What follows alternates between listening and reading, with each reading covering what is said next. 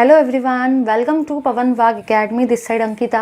और आज के क्लास में हम लोग देखेंगे आपका आगे का part, chapter number 15 hydrocarbon Maharashtra state board का। तो चलिए गाइस, ज़्यादा टाइम वेस्ट किए बिना डिस्कस करते हैं हम लोग हमारे आज के क्लास को। तो सबसे पहले देखो हम लोग क्या डिस्कस कर रहे हैं, ध्यान देना ज़रा। हम लोग जो है ना, हम लोग डिस्कस कर रहे हैं यहाँ पर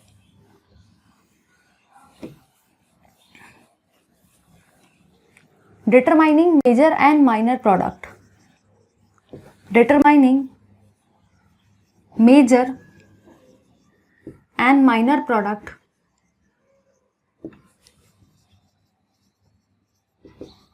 in the halogenation reaction.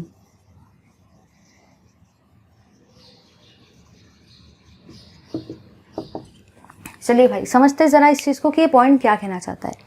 सबसे पहला पार्ट ये है कि सबसे पहला पार्ट है मेजर रिएक्शन। मेजर का मतलब क्या होता है? मेजर प्रोडक्ट मतलब एक ऐसा प्रोडक्ट जो बहुत ज़्यादा अमाउंट में बनता है, जिसका क्वांटिटी बहुत ज़्यादा होता है। सपोज देखो, अगर आप कोई भी एक रिएक्शन करवा रहे हो तो उस रिएक्शन में ज़रूरी थोड़ी है कि एक ही प्रोडक्ट बनेगा। रिएक्शन में तो 2 प्रोडक्ट भी बन सकते हैं, 2 से ज़्यादा प्रोडक्ट भी बन सकते हैं। तो वो डिपेंड करता है रिएक्शन के ऊपर में, ठीक है। तो एक ऐसा प्रोडक्ट जो बहुत ज़्यादा अमाउंट में बनता है, बहुत ज़्यादा अमाउंट में, ठीक है, उसको हम लोग क्या बोलते हैं? Major product. तो याद रखना है, मेजर प्रोडक्ट मतलब वो प्रोडक्ट जो बहुत ज़्यादा अमाउंट में बनता है, ठीक है। लार्जर अमाउंट, जो बहुत ज़्यादा अमाउंट में बनता है, उसको हम लोग मेजर प्रोडक्ट बोलते हैं। और दूसरा होता है आपका माइनर प्रोडक्ट। तो याद रखना है भाई कि अगर एक है मेजर तो दूसरा क्या रहेगा? माइनर। तो मेजर का एग्जैक्टली उल्टा आपका माइनर है। अब मेजर प्रोडक्ट मतलब एक ऐसा प्रोडक्ट जो बहुत ज़्यादा अमाउंट में बनता है। तो आप लोग ही बता दो भाई सारे के सारे, तो जो भी आपका माइनर प्रोडक्ट रहेगा वो कैसे अमाउंट में बनेगा? कम अमाउंट में। जाहिर सी बात है ना, मेजर का उल्टा ही क्या है? मेजर का उल्टा ही है माइनर। अब मेजर का मतलब होता है लार्जर अमाउंट में, तो माइनर का मतलब क्या होगा? स्मॉलर अमाउंट में। बस वही वाली चीज़ है कि जो भी आपका माइनर प्रोडक्ट रहता है वो स्मॉलर अमाउंट में बनता है। तो यहाँ पे आपको बस 2 ही पॉइंट याद रखने हैं कि मेजर प्रोडक्ट मतलब वो प्रोडक्ट जो बहुत ज़्यादा अमाउंट में बनता है, लार्जर अमाउंट में बनता है, बहुत ज़्यादा बनता है, उसको हम लोग मेजर बोलते हैं। मेजर का एग्जैक्टली उल्टा माइनर है। अगर मेजर ज़्यादा अमाउंट में बनता है तो माइनर कैसे अमाउंट में बनेगा? कम अमाउंट में। लेकिन भाई दिमाग में सबसे पहला क्वेश्चन ये आता है कि मुझे कैसे पता चलेगा कि ये प्रोडक्ट मेजर है या ये वाला प्रोडक्ट मेजर है। या दिमाग में ये भी क्वेश्चन आता है कि मुझे कैसे पता चलेगा कि ये प्रोडक्ट माइनर है या ये वाला प्रोडक्ट माइनर है, क्योंकि हमको दिखते थोड़ी है भाई, वो तो प्रोडक्ट मिक्स फॉर्म में रहते हैं। तो आप कैसे बताएंगे कि ये मेजर है या ये माइनर है? क्योंकि आपने तो कभी कार्बन एटम को रियल लाइफ में भी नहीं देखा है। आप तो बोल रहे हो कि ऐसी ऐसी रिएक्शन होती है, ऐसा ऐसा उसके साथ रिएक्ट होता है, ऐसा ऐसा प्रोडक्ट बनता है। क्या आपने सच में अपनी आंखों से देखा? तो आपने तो अपनी आंखों से देखा ही नहीं, तो आप कैसे बताएंगे कि मेजर कौन सा है, माइनर कौन सा है? तो उसके लिए हम लोगों को कुछ रूल्स चाहिए, है ना। उसके लिए हम लोगों को कुछ प्रिंसिपल्स चाहिए जिसकी हेल्प से हम लोग बता सके कि ये वाला प्रोडक्ट मेजर बनेगा और ये वाला प्रोडक्ट माइनर बनेगा। मतलब ही ये वाला प्रोडक्ट ज़्यादा अमाउंट में बनेगा, ये वाला प्रोडक्ट कम अमाउंट में बनेगा। तो चलिए देखते हैं उस पार्ट को। ध्यान से देखना है सभी को, एकदम ध्यान से। रिएक्टिविटी देखो क्या कहती है आपकी। अगर मैं बात करती हूँ रिएक्टिविटी की बात करने से बेटर है कि हम लोग मेजर माइनर प्रोडक्ट की बात करें, वो ज़्यादा बेटर रहेगा, ठीक है। तो देखो क्या होता है, जो भी आपका टर्शरी होता है ना, अगर आपका कार्बन एटम का नेचर टर्शरी है, तो उसमें जो रिएक्टिविटी होती है वो बहुत ज़्यादा होती है। तो ऐसे केस में आपका जो प्रोडक्ट बनता है वो मेजर प्रोडक्ट बनता है। टर्शरी के बाद में क्या आएगा? सेकेंडरी, और सेकेंडरी के बाद में क्या आएगा? प्राइमरी। ये चीज़ को ऐसे आपको नहीं समझेगी। अभी जो मैंने आपको बताया ना कि टर्शरी की रिएक्टिविटी ज़्यादा होती है, सेकेंडरी कार्बन की रिएक्टिविटी कम होती है, प्राइमरी कार्बन की रिएक्टिविटी उससे भी कम होती है, ये चीज़ ऐसे नहीं समझती है। ये चीज़ को समझने के लिए आपको प्रॉपर रिएक्शंस को देखना पड़ता है। तो ये वाला कंसेप्ट आपको तब तक क्लियर नहीं होगा जब तक मैं रिएक्शंस को नहीं लूँगी। तो चलिए गाइज, ज़्यादा टाइम वेस्ट किए बिना हम लोग डिस्कस करते हैं हमारे रिएक्शन को, कि कैसे हम लोग डिटेक्ट करेंगे कि ये प्रोडक्ट मेजर है और कैसे हम लोग बताएंगे कि ये वाला प्रोडक्ट माइनर है। दूसरी चीज़ हम लोग यहाँ पे ये डिटेक्ट करेंगे कि कैसे हम आइडेंटिफाई करेंगे कि वो कार्बन टर्शरी है या वो कार्बन प्राइमरी है या वो कार्बन सेकेंडरी। तो चलिए देखते हैं इस पार्ट को। सभी लोग यहाँ पे एकदम ध्यान से देखेंगे तो जाके आपको क्लियर हो जाएगा, ठीक है। यहाँ पे एकदम ध्यान से देखो।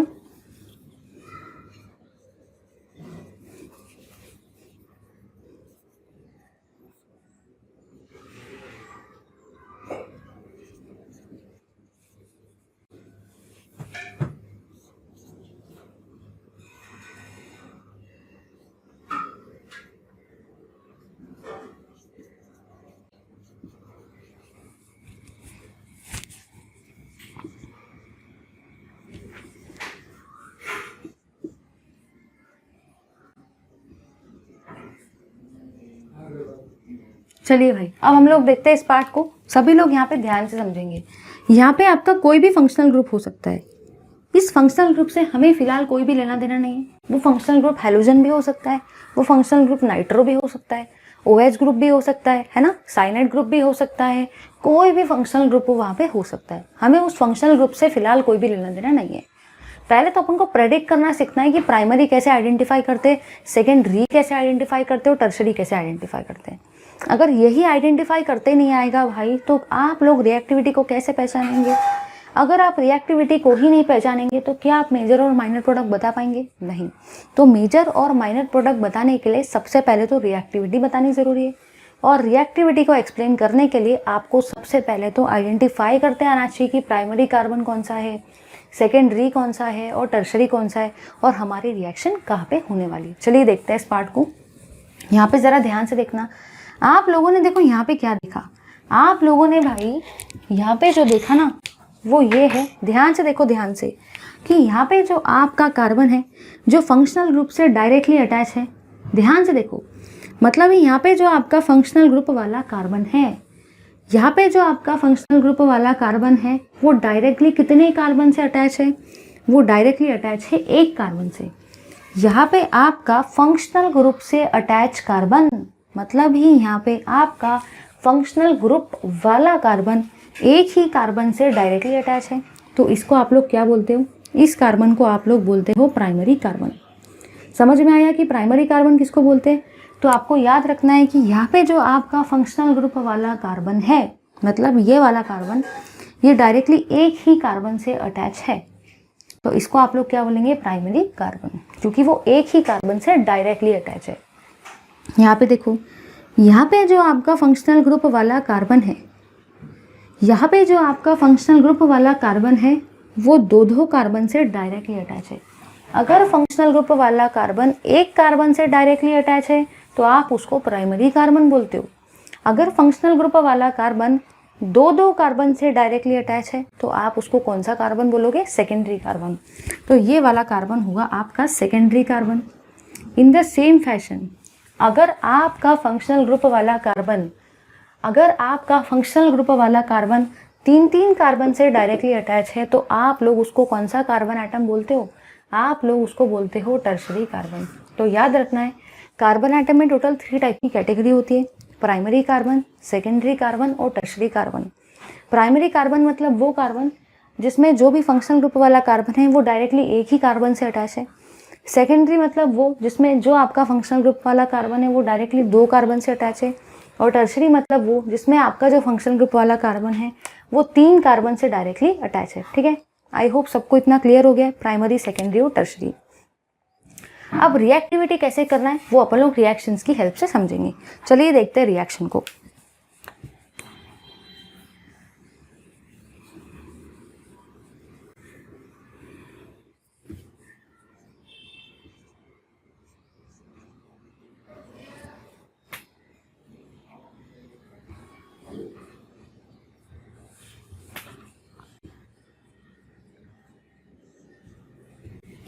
चलिए भाई, सभी लोग इस चीज़ को ज़रा ध्यान से समझो। ये जो रिएक्शन है ना, ये देखो कैसी, ये है CH3, ये है CH3 और इसकी रिएक्शन करवाना है Cl2 के साथ। मतलब ये आपका इथेन हुआ, इसकी रिएक्शन आप क्लोरीन के साथ में करवा रहे हो। सभी लोग यहाँ पे ध्यान से देखेंगे कि इसको हम लोग और कैसे लिख सकते हैं। ये है आपका CH2 और H, और ये है आपका CH2 और H, और यहाँ पे है आपके 2 क्लोरीन। सभी लोग यहाँ पे ध्यान से समझेंगे कि ये रिएक्शन कैसे क्या हो रही है।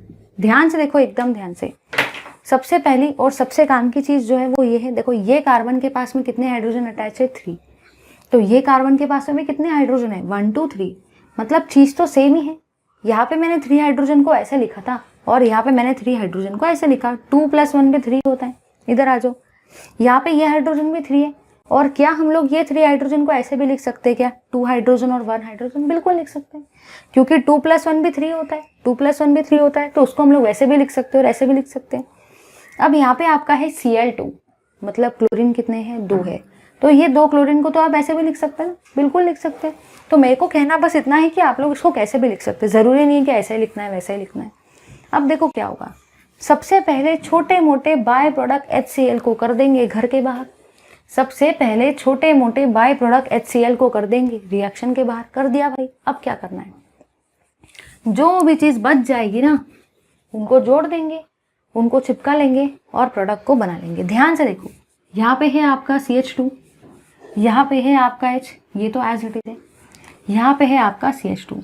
अब आपने यहाँ पे किया क्या, यहाँ से Cl और यहाँ से H दोनों को कंबाइन किया और HCl को घर के बाहर कर दिया, HCl को रिएक्शन के बाहर कर दिया। तो अब क्या क्या बचा, अब आपका इतना पार्ट बचा है और ये क्लोरीन बचा है। तो ये वाला क्लोरीन वहाँ पे चले जाएगा, वहाँ पे अटैच हो जाएगा और आपका क्लोरीन यहाँ पे आ गया। ठीक है, ये तो हुआ आपका पहला वाला केस।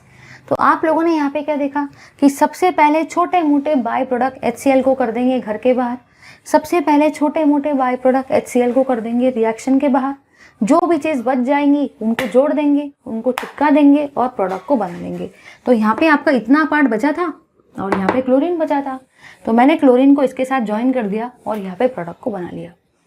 अब कुछ लोग सोचेंगे क्या यहाँ पे एक ही प्रोडक्ट बनेगा, तो सोचो भाई सोचो, अगर आप यहाँ से निकालते हो तो ये प्रोडक्ट बनता है, बट अगर आप यहाँ से निकालेंगे ये वाला हाइड्रोजन और ये वाले क्लोरीन को, तब भी आपका कुछ प्रोडक्ट तो इसी टाइप का बनेगा ना। तो इथेन के केस में सिर्फ और सिर्फ एक ही प्रोडक्ट पॉसिबल है, दो प्रोडक्ट वहाँ पे पॉसिबल नहीं है। सबसे बड़ा रीज़न उसका ये है कि आप अगर ये हाइड्रोजन को निकालते हो तब भी प्रोडक्ट यही बनेगा, और अगर आपने ये हाइड्रोजन को निकाला ना तब भी प्रोडक्ट यही बनता है, क्योंकि क्लोरीन इधर आएगा लेकिन चीज़ तो सेम ही है ना। तो वहाँ पे आपके एक ही प्रोडक्ट बनता है। अगर प्रोडक्ट एक ही बनेगा तो क्या आप बता सकते हो कि मेजर कौन सा रहेगा, माइनर कौन सा रहेगा? नहीं, मेजर और माइनर प्रोडक्ट तो आप तब बताएंगे जब दो या दो से ज़्यादा प्रोडक्ट बनते हो, लेकिन इथेन के केस में तो सिर्फ और सिर्फ आपका एक ही प्रोडक्ट बन रहा है, तो वहाँ पे आप बता नहीं सकते कि मेजर कौन सा रहेगा और माइनर कौन सा रहेगा। ठीक है, चलिए अब थोड़ा सा और आगे बढ़ते हैं और आगे के रिएक्शंस को डिस्कस करते हैं। चलिए भाई अब ज़रा इधर आ जाओ। ये तो हुई आपकी फर्स्ट रिएक्शन, अब हम लोग डिस्कस कर रहे हैं सेकेंड रिएक्शन को। सेकेंड रिएक्शन की तरफ सभी लोग यहाँ पे ध्यान से देखेंगे।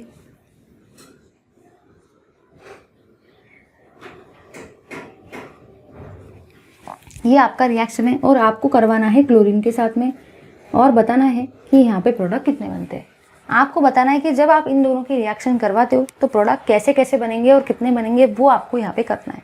तो चलिए देखते हैं उस पार्ट को। देखो क्या होगा, सबसे पहले तो मैं देखो इसको कैसे लिख सकती हूँ, हम लोग फर्स्ट वे की बात कर रहे हैं। फर्स्ट वे को देखते हैं। सबसे पहले CH3 CH2 CH2 H plus ClCl।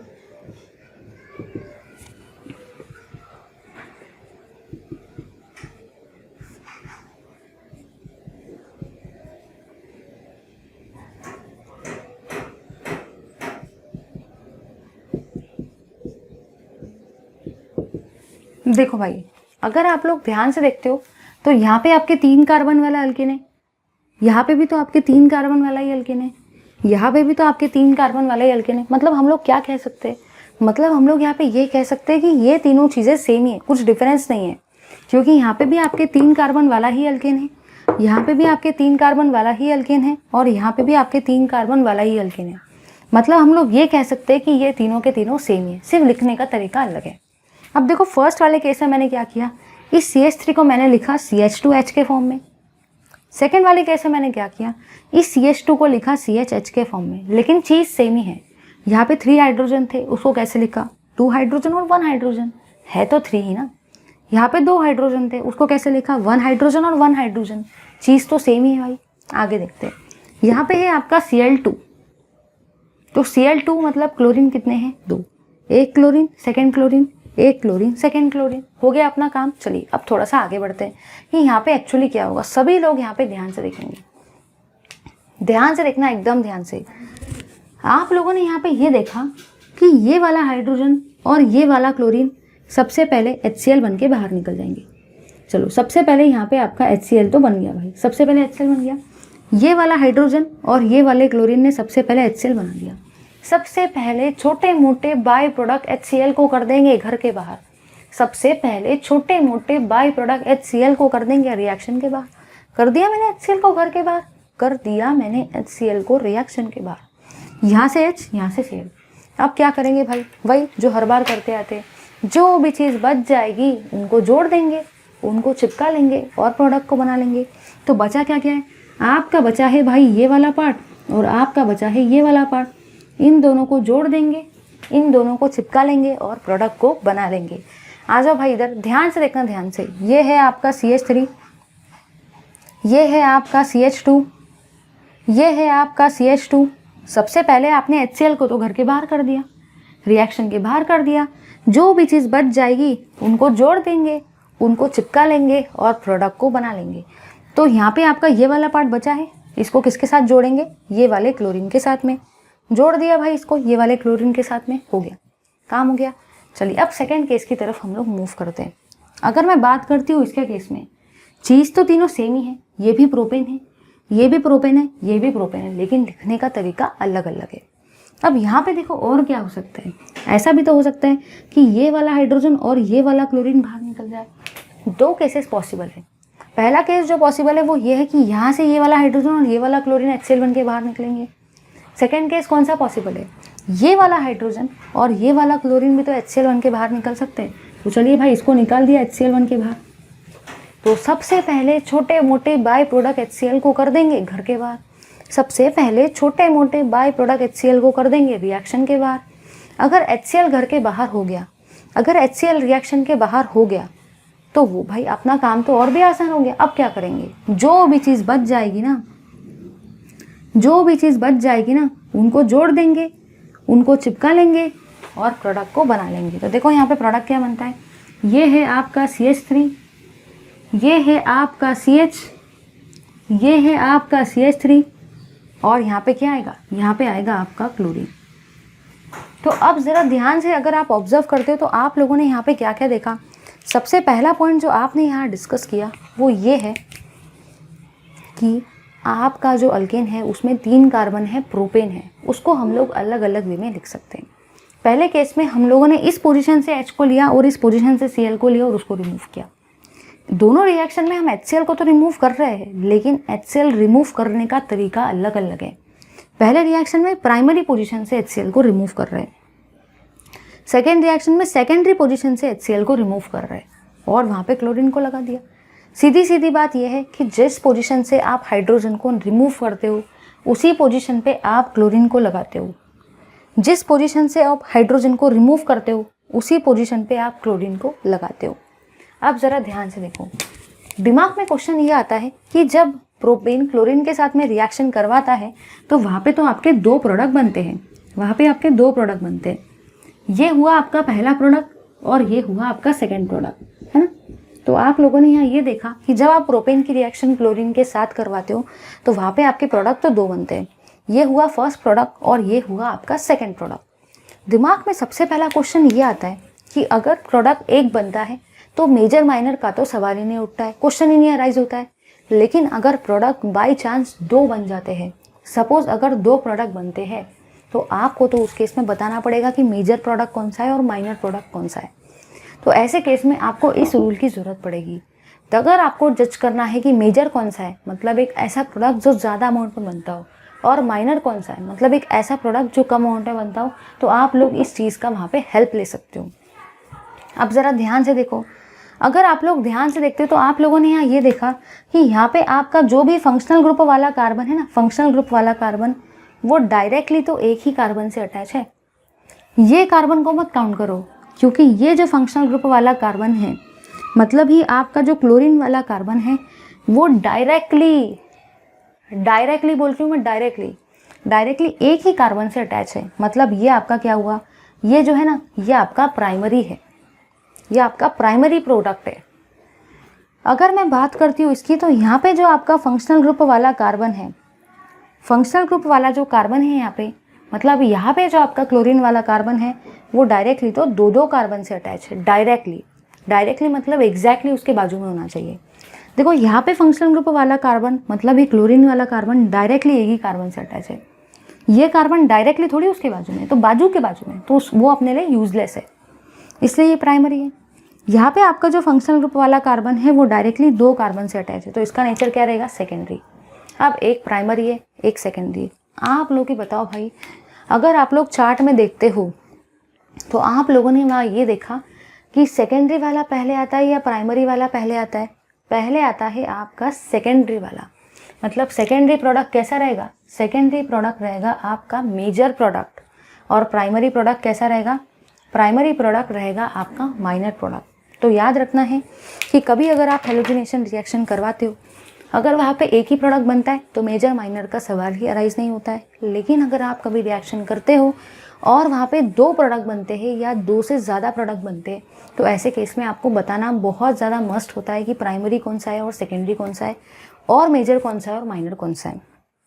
तो आप रूल को यूज़ करोगे कि सबसे पहले जो मेजर प्रोडक्ट होता है और जो स्टेबल प्रोडक्ट होता है वो टर्शरी होता है, फिर सेकेंडरी होता है और फिर प्राइमरी होता है। ठीक है, तो आप लोगों ने रिएक्शन तो बस सेम ही करवाई, दोनों जगह पे रिएक्शन सेम है, लेकिन एक जगह पे फर्स्ट केस में आपने रिएक्शन H यहाँ से निकाला और Cl रिमूव किया, और सेकेंड केस में आपने जो H है वो सेकेंडरी पोजीशन से निकाला। तो H जो है आप अलग अलग पोजीशन से वहाँ पे रिमूव कर रहे हो, तो प्रोडक्ट भी आपके अलग अलग बन रहे हैं। एक तरफ प्राइमरी है, एक तरफ सेकेंडरी है, और सेकेंडरी प्रोडक्ट मेजर है और प्राइमरी माइनर रहेगा। ठीक है, जो पहले आता है ऑर्डर में वो मेजर है, जो बाद में आता है वो माइनर है। जल्दी से इस पार्ट का सारे के सारे स्टूडेंट्स लेंगे स्क्रीनशॉट। चलिए भाई, अब क्लोरीनेशन रिएक्शन तो हम लोगों ने देखी, अब थोड़ा सा देखते हैं ब्रोमिनेशन रिएक्शन को, और उसमें भी हम लोग देखेंगे कि अगर हम लोग ब्रोमिनेशन करवाते हैं तो ऐसे केस में आप लोग मेजर और माइनर को कैसे डिटेक्ट करेंगे। तो चलिए देखते हैं इस पार्ट को ज़्यादा टाइम वेस्ट किए बिना। सबसे पहली जो मैं बात कर रही हूँ वो है आपकी रिएक्टिविटी की। यहाँ पे भी वही वाला केस है कि यहाँ पे भी जो भी आपकी रिएक्टिविटी होती है ना, वो बिल्कुल उसी तरीके से होती है। ठीक है, सबसे पहले टर्शरी कार्बन, फिर होता है सेकेंडरी कार्बन, और फिर होता है आपका प्राइमरी कार्बन। रिएक्टिविटी का ऑर्डर सेम है, reactivity order is not at all going to change. ठीक है, तो चलिए देखते हैं सबसे पहले अपने फर्स्ट वाले रिएक्शन को। सभी लोग यहाँ पे एकदम ध्यान से देखेंगे।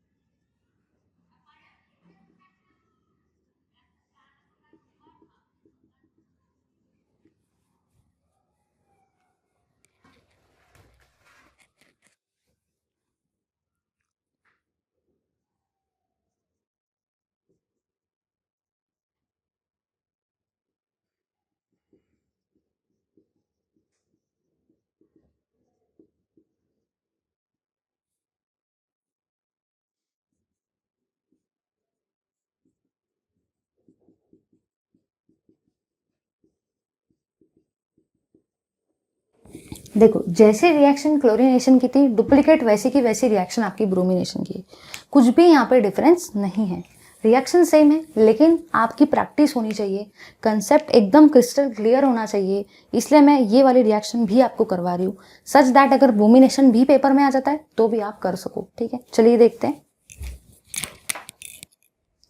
सभी लोग यहाँ पे एकदम ध्यान से देखेंगे भाई। सबसे पहले क्या होगा, आप लोगों ने यहाँ ये देखा कि जब आप प्रोपेन की रिएक्शन ब्रोमीन के साथ में करवाते हो, जब भी आप प्रोपेन की रिएक्शन करवाते हो ब्रोमीन के साथ में, है ना, तो वहाँ पे भी आपके 2 टाइप के प्रोडक्ट बनते हैं। दिमाग में सबसे पहला क्वेश्चन ये आता है कि 2 टाइप के प्रोडक्ट बन रहे हैं, ऐसा मुझे कैसे पता चलेगा?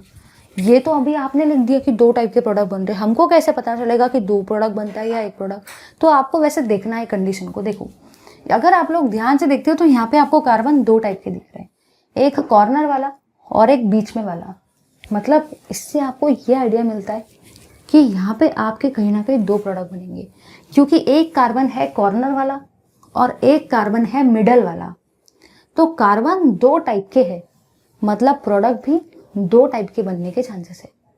अब ये वाला कार्बन तो कॉर्नर ही है, ये वाला कार्बन भी कॉर्नर ही है, मतलब ये दोनों कार्बन तो आपके कॉर्नर ही है, तो ये तो एक ही टाइप हुआ ना, एक ही टाइप के, और एक है बीच में वाला, तो कार्बन 2 टाइप के, तो प्रोडक्ट भी 2 टाइप के बनेंगे।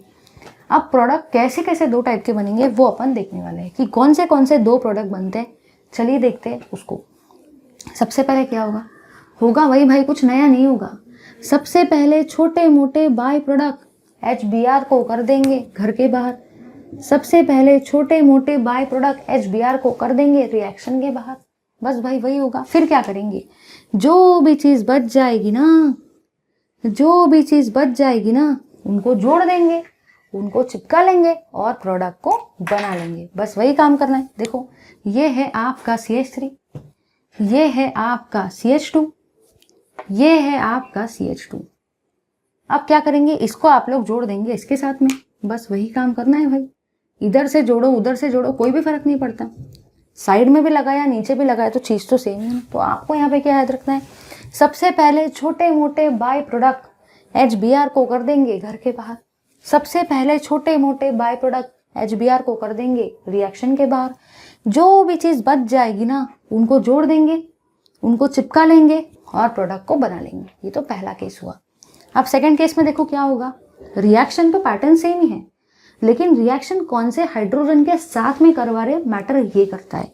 यहाँ पे देखो क्या होगा, सबसे पहले छोटे मोटे बाय प्रोडक्ट HBr को कर देंगे घर के बाहर।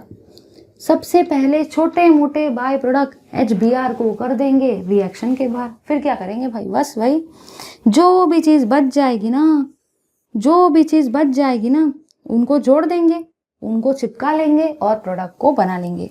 ये है आपका CH3, ये है आपका CH और ये है आपका CH3 और यहाँ पे आएगा आपका ब्रोमीन। अब देखो हुआ क्या, याद आपको ये रखना है, जिस कार्बन आइटम से आप हाइड्रोजन को रिमूव करते हो उसी पोजीशन पर आपको ब्रोमीन को लगाना है। अगर हाइड्रोजन फर्स्ट पोजीशन से रिमूव किया तो ब्रोमीन भी फर्स्ट पोजीशन पे ही आएगा। अगर आपने हाइड्रोजन मिडल वाले कार्बन का चुराया, अगर आपने हाइड्रोजन जो है मिडल वाले कार्बन के साथ में रिएक्शन करवाई तो ब्रोमीन भी मिडल वाले कार्बन पे ही जाएगा। तो सीधी सीधी बात, अगर हाइड्रोजन कॉर्नर वाले कार्बन का निकाला तो ब्रोमीन भी कॉर्नर वाले कार्बन पे ही जाएगा। अगर हाइड्रोजन मिडल वाले कार्बन का निकाला तो ब्रोमीन भी मिडल वाले कार्बन पे ही जाएगा। अब तो यहाँ पे आप लोगों ने ये देखा कि दो दो प्रोडक्ट बन रहे हैं, दो दो प्रोडक्ट। और अगर कभी भी दो दो प्रोडक्ट बनते हैं तो क्या बताना पड़ता है, एक बताना पड़ता है मेजर प्रोडक्ट, दूसरा बताना पड़ता है माइनर प्रोडक्ट। तो अब कैसे बताएंगे कि मेजर कौन सा है माइनर कौन सा है, बस भाई अपना तरीका यूज करना कि पहले आपको आइडेंटिफाई करना है सेकेंडरी कौन सा है प्राइमरी कौन सा है। तो यहाँ पे आप लोगों ने ये देखा कि जो भी आपका ब्रोमीन वाला कार्बन है ना वो एक कार्बन से डायरेक्टली अटैच है, मतलब ये आपका प्राइमरी हुआ। यहाँ पे जो आपका ब्रोमीन वाला कार्बन है ना वो तो दो दो कार्बन से डायरेक्टली अटैच है, मतलब ये आपका सेकेंडरी हुआ। तो लिस्ट में ऑर्डर में पहले क्या आता है, पहले सेकेंडरी आता है। तो सेकेंडरी आपका कैसा रहेगा, मेजर प्रोडक्ट। सेकेंडरी कैसा रहेगा भाई, मेजर प्रोडक्ट। और लिस्ट में प्राइमरी बाद में आता है, मतलब प्राइमरी आपका कैसा रहेगा, माइनर प्रोडक्ट। सभी को समझ में आया? चलिए अब थोड़ा सा आगे बढ़ते और आगे के रिएक्शंस को देखते हैं।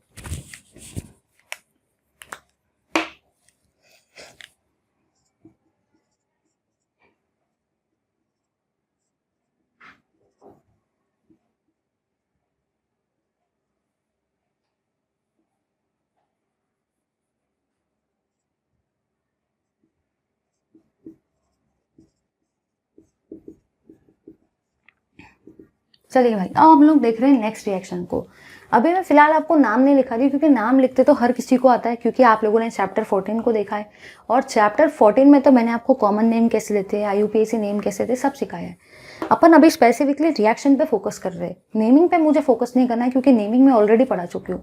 आई just want to focus now on the reaction की रिएक्शन एक्चुअली कैसी होती है, that should be clear in your mind.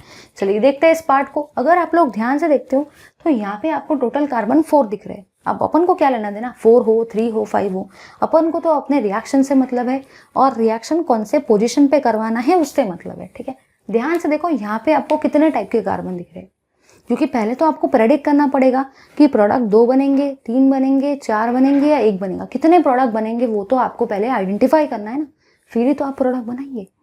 तो आप लोगों ने यहाँ ये देखा भाई कि ये वाला कार्बन भी कॉर्नर का ही है, ये वाला कार्बन भी कॉर्नर का ही है और ये वाला कार्बन भी कॉर्नर का ही है। मतलब ये तीनों में से अगर कोई भी कार्बन को उठा आप सिलेक्ट कर दो तो प्रोडक्ट तो एक ही बनेगा, क्योंकि ये तीनों कार्बन तो कॉर्नर वाले। देखो ना, ये भी बाहर साइड में कॉर्नर पर है, ये भी बाहर साइड से है कॉर्नर पे, ये वाला कार्बन भी बाहर साइड पे, मतलब एक प्रोडक्ट तो बनेगा। अब आप इसको सिलेक्ट करो, इसको सिलेक्ट करो या इसको सिलेक्ट करो, कोई फर्क नहीं पड़ता, वो प्रोडक्ट सेम टाइप का रहेगा। रीजन ये है क्योंकि ये तीनों के तीनों कार्बन कॉर्नर वाले। सेकंड ये है कि एक है आपका मिडल वाला कार्बन मतलब यहाँ पे भी आपके 2 टाइप के प्रोडक्ट बनेंगे। 2 टाइप के प्रोडक्ट इसलिए बनेंगे क्योंकि कार्बन भी 2 टाइप के हैं। जैसे कि एक है कॉर्नर वाला और एक है मिडल वाला, तो कार्बन के 2 टाइप हैं। एक कार्बन है आपका कॉर्नर वाला और एक कार्बन है आपका मिडल वाला। तो अगर कार्बन 2 टाइप के हैं तो जाहिर सी बात है कि प्रोडक्ट भी आपके 2 ही बनेंगे, इसलिए मैंने यहाँ पे लिखा कि 2 प्रोडक्ट बनेंगे। अब चलिए देखते हैं कि प्रोडक्ट कैसे क्या बनेंगे। तो इसको अपन सिस्टमैटिकली अरेंज करते हैं और फिर देखते हैं अपनी रिएक्शन को।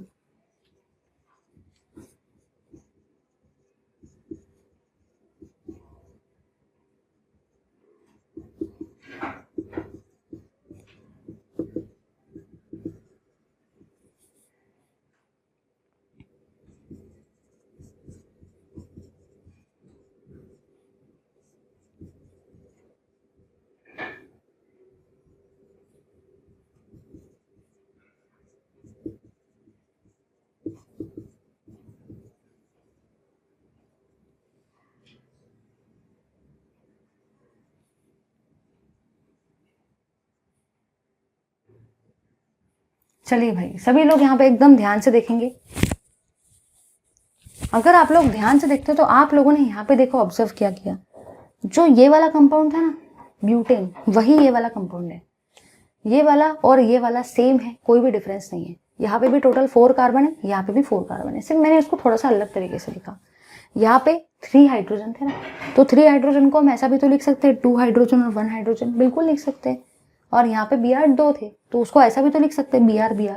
वो चेंज थोड़ी किया, अलग तरीके से लिखा बस, ठीक है। चलिए अब देखो क्या होगा। अगर मेरे बाल है, अब बालों को मैं अलग अलग तरीके से हेयर स्टाइल कर सकती हूँ ना। कभी मैं बालों को खुले रख सकती हूँ, कभी मैं बालों को क्लचर लगा सकती हूँ, कभी मैं बालों को बनाना क्लिप लगा सकती हूँ, कभी मैं बालों को बो लगा सकती हूँ, लेकिन बाल तो मेरे ही है, बाल तो सेम ही है ना, सिर्फ करने का पैटर्न अलग अलग है। In the same fashion hydrogen को भी अलग अलग तरीके से लिख सकते, लेकिन है तो कंपाउंड सेम ही ना, चेंज थोड़ी हुआ। अब देखो क्या होगा यहाँ पे। सबसे पहले वही काम करना है भाई, सबसे पहले छोटे मोटे बाय प्रोडक्ट HBr को कर देंगे घर के बाहर। सबसे पहले छोटे मोटे बाय प्रोडक्ट HBr को कर देंगे रिएक्शन के बाहर। फिर क्या करेंगे, जो भी चीज बच जाएगी ना भाई, जो भी चीज बच जाएगी ना, उनको जोड़ देंगे, उनको चिपका लेंगे और प्रोडक्ट को बना लेंगे। ध्यान से देखना, ध्यान से। ये है आपका CH3, ये है आपका CH, ये है आपका CH3, ये है आपका CH2 और ये है आपका Br भाई।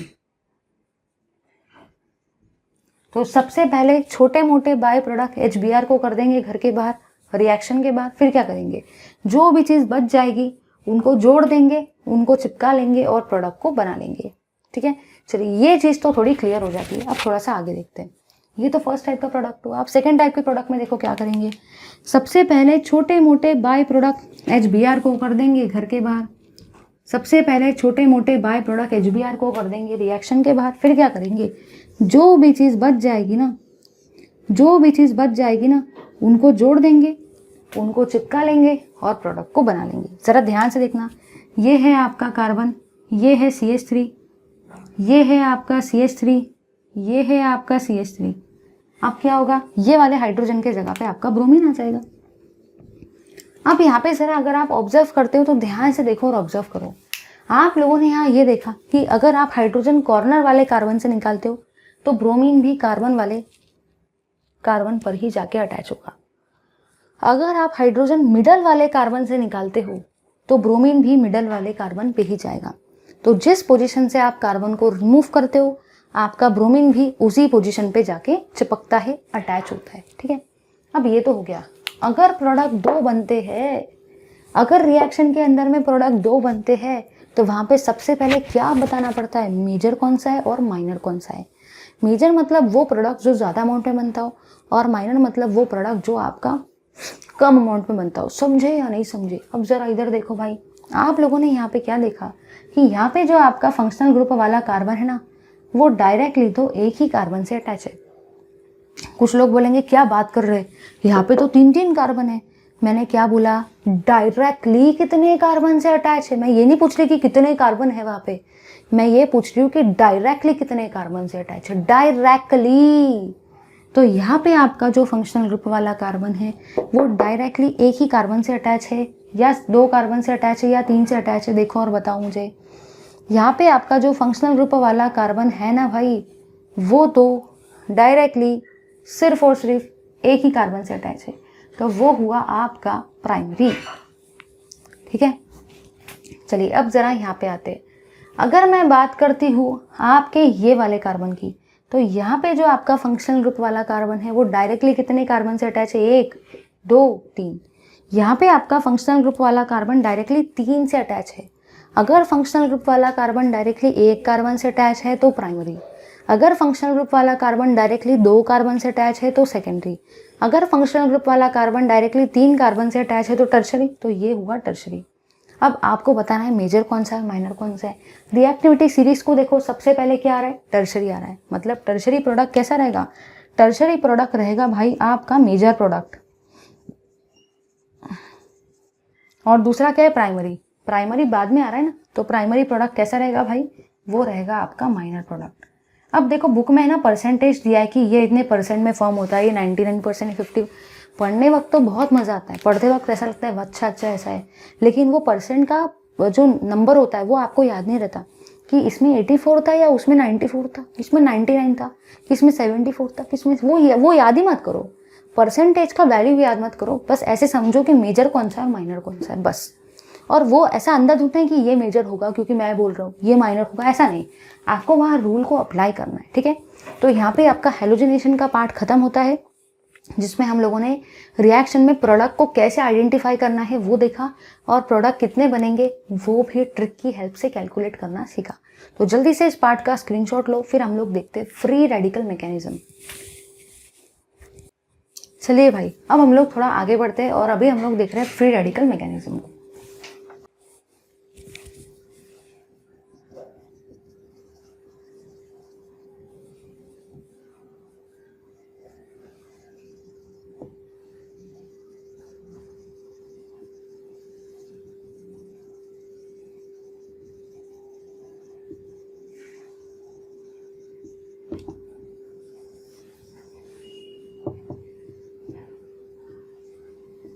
Free radical mechanism of halogenation reaction.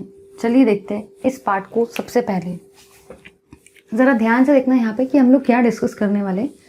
अब सबसे पहली चीज़ तो दिमाग में क्वेश्चन आता है, ये फ्री रेडिकल क्या है। मैकेनिज्म तो हम कर लेंगे, हेलोजिनेशन रिएक्शन तो हम कर लेंगे, आप तो हमको ये बताओ ये फ्री रेडिकल क्या होता है। तो याद रखना भाई, कोई भी एटम लो आप लोग, कोई भी एटम जिसके पास में एक डॉट होता है, इस एक डॉट का मतलब होता है एक इलेक्ट्रॉन, जिसके पास में सिंगल इलेक्ट्रॉन होता है। एक कोई भी स्पेसीज जिसके पास में सिंगल इलेक्ट्रॉन होता है, मतलब जिसके पास में आपका एक इलेक्ट्रॉन होता है, आप उसको फ्री रेडिकल बोलते हो। याद रखना, एक कोई भी स्पेसीज जिसके पास में सिंगल इलेक्ट्रॉन होता है, जिसके पास में एक डॉट होता है, उस एक डॉट का मतलब होता है एक इलेक्ट्रॉन, आप उसको क्या बोलते हो, आप उसको बोलते हो भाई आपका फ्री रेडिकल। ठीक है, चलिए देखते हैं। यहाँ पे सभी लोग यहाँ पे ध्यान से रखेंगे कैसे क्या होता है। आपको यहाँ पे ये याद रखना है कि अगर आप कोई भी एक बॉन्ड को तोड़ते हो, कोई भी अगर आप एक बॉन्ड को तोड़ते हो तो याद देखो क्या रखना है, ध्यान से देखना, ध्यान से। इस एक बॉन्ड में आपके पास में 2 इलेक्ट्रॉन होते हैं, एक बॉन्ड के अंदर में 2 इलेक्ट्रॉन होते हैं। जब आप इस बॉन्ड को तोड़ोगे, जब आप इस बॉन्ड को तोड़ेंगे तो एक इलेक्ट्रॉन इसके पास जाएगा और एक इलेक्ट्रॉन इसके पास जाएगा। तो आपको मैंने पहला पॉइंट क्या बताया, पहला पॉइंट मैंने आपको ये बताया कि अगर आप कोई भी स्पेसीज लेते हो जिसके पास में एक ही इलेक्ट्रॉन है, जिसके पास में सिंगल इलेक्ट्रॉन है, तो आप उसको फ्री रेडिकल बोलते हो। सेकेंड पॉइंट मैंने आपको यहाँ पे ये बताया कि अगर आप कोई भी एक बॉन्ड को ब्रेक करते हो, अगर आप कोई भी एक बॉन्ड को तोड़ते हो तो एक बॉन्ड के अंदर में 2 इलेक्ट्रॉन होते हैं। तो जब हम किसी भी एक बॉन्ड को तोड़ते हैं तो एक इलेक्ट्रॉन इसके पास जाएगा और एक इलेक्ट्रॉन इसके पास जाएगा। तो यहाँ पे बनेगा क्या, यहाँ पे आपकी 2 टाइप की चीज़ें बनेंगी, पहला बनेगा ए रेडिकल और दूसरा बनेगा बी रेडिकल। तो आपको याद रखना है कि बॉन्ड को कैसे तोड़ते हैं। बॉन्ड को तोड़ेंगे तो बॉन्ड में 2 इलेक्ट्रॉन रहेंगे, एक इलेक्ट्रॉन इसको मिलेगा, एक इलेक्ट्रॉन इसको मिलेगा। ठीक है, अब ज़रा यहाँ पे आ जाओ। अपन लोग रिएक्शन को कर रहे हैं डिस्कस। तो रिएक्शन मेरी जो मैं डिस्कस करना चाहती हूँ वो है CH4 + Cl2 in presence of H और इन प्रेजेंस ऑफ, ज़रा ध्यान देना, H को ही आप लोग सनलाइट भी बोल सकते हो। तो यहाँ पे आपका क्या प्रोडक्ट बनेगा वो आपको बताना है। ये रिएक्शन तो वैसे भी आप लोग कर सकते हो, लेकिन अभी अपन को फ्री रेडिकल मैकेनिज्म को समझते हुए ये वाली रिएक्शन को करना है। तो चलिए देखते हैं। सबसे पहले देखो क्या होगा। सबसे पहले अपन लोग डिस्कस करेंगे स्टेप नंबर 1। सबसे पहले अपन लोग सारे के सारे स्टेप नंबर 1 को देखेंगे, जिसमें देखो आप लोग क्या करने वाले हो। सभी लोग यहाँ पे ध्यान से देखो। आप लोग यहाँ पे लेंगे क्लोरीन को। ध्यान देना ज़रा ध्यान देना। ये जो क्लोरीन है, ये जो Cl2 है, आप उसको ऐसा भी लिख सकते हो ClCl, क्योंकि क्लोरीन के नीचे में 2 है, Cl के नीचे में 2 है, मतलब आप उसको ClCl ऐसा भी लिख सकते हो, बिल्कुल लिख सकते हो। अब देखो पहले स्टेप में क्या होगा। पहले स्टेप में आपका ये वाला जो बॉन्ड है ना, आपका जो भी ये वाला बॉन्ड है ना भाई, वो ब्रेक होगा। ठीक है, ज़रा ध्यान से समझने की कोशिश करो। आपका यहाँ पे ये वाला बॉन्ड जो है ना, वो ब्रेक होगा, तो ये एक इसके पास जाएगा और एक इसके पास जाएगा। तो यहाँ पे आपकी 2 टाइप की चीज़ें मिलेंगी, क्लोरीन रेडिकल और क्लोरीन रेडिकल। ज़रा समझो, ये Cl2 था। Cl2 को आप ऐसा भी लिख सकते हैं ClCl, और जब आप एक बॉन्ड को तोड़ते हो तो एक इलेक्ट्रॉन इसके पास जाता है और एक इलेक्ट्रॉन इसके पास। इन द सेम फैशन जब आप इस बॉन्ड को ब्रेक करेंगे तो एक इलेक्ट्रॉन इसके पास जाएगा और एक इलेक्ट्रॉन इसके पास, बस वही हुआ। अब ये तो हुआ स्टेप नंबर 1। अब स्टेप नंबर 2 में देखो भाई क्या करेंगे। स्टेप नंबर 2 में हम लोग लेंगे इस CH4 को।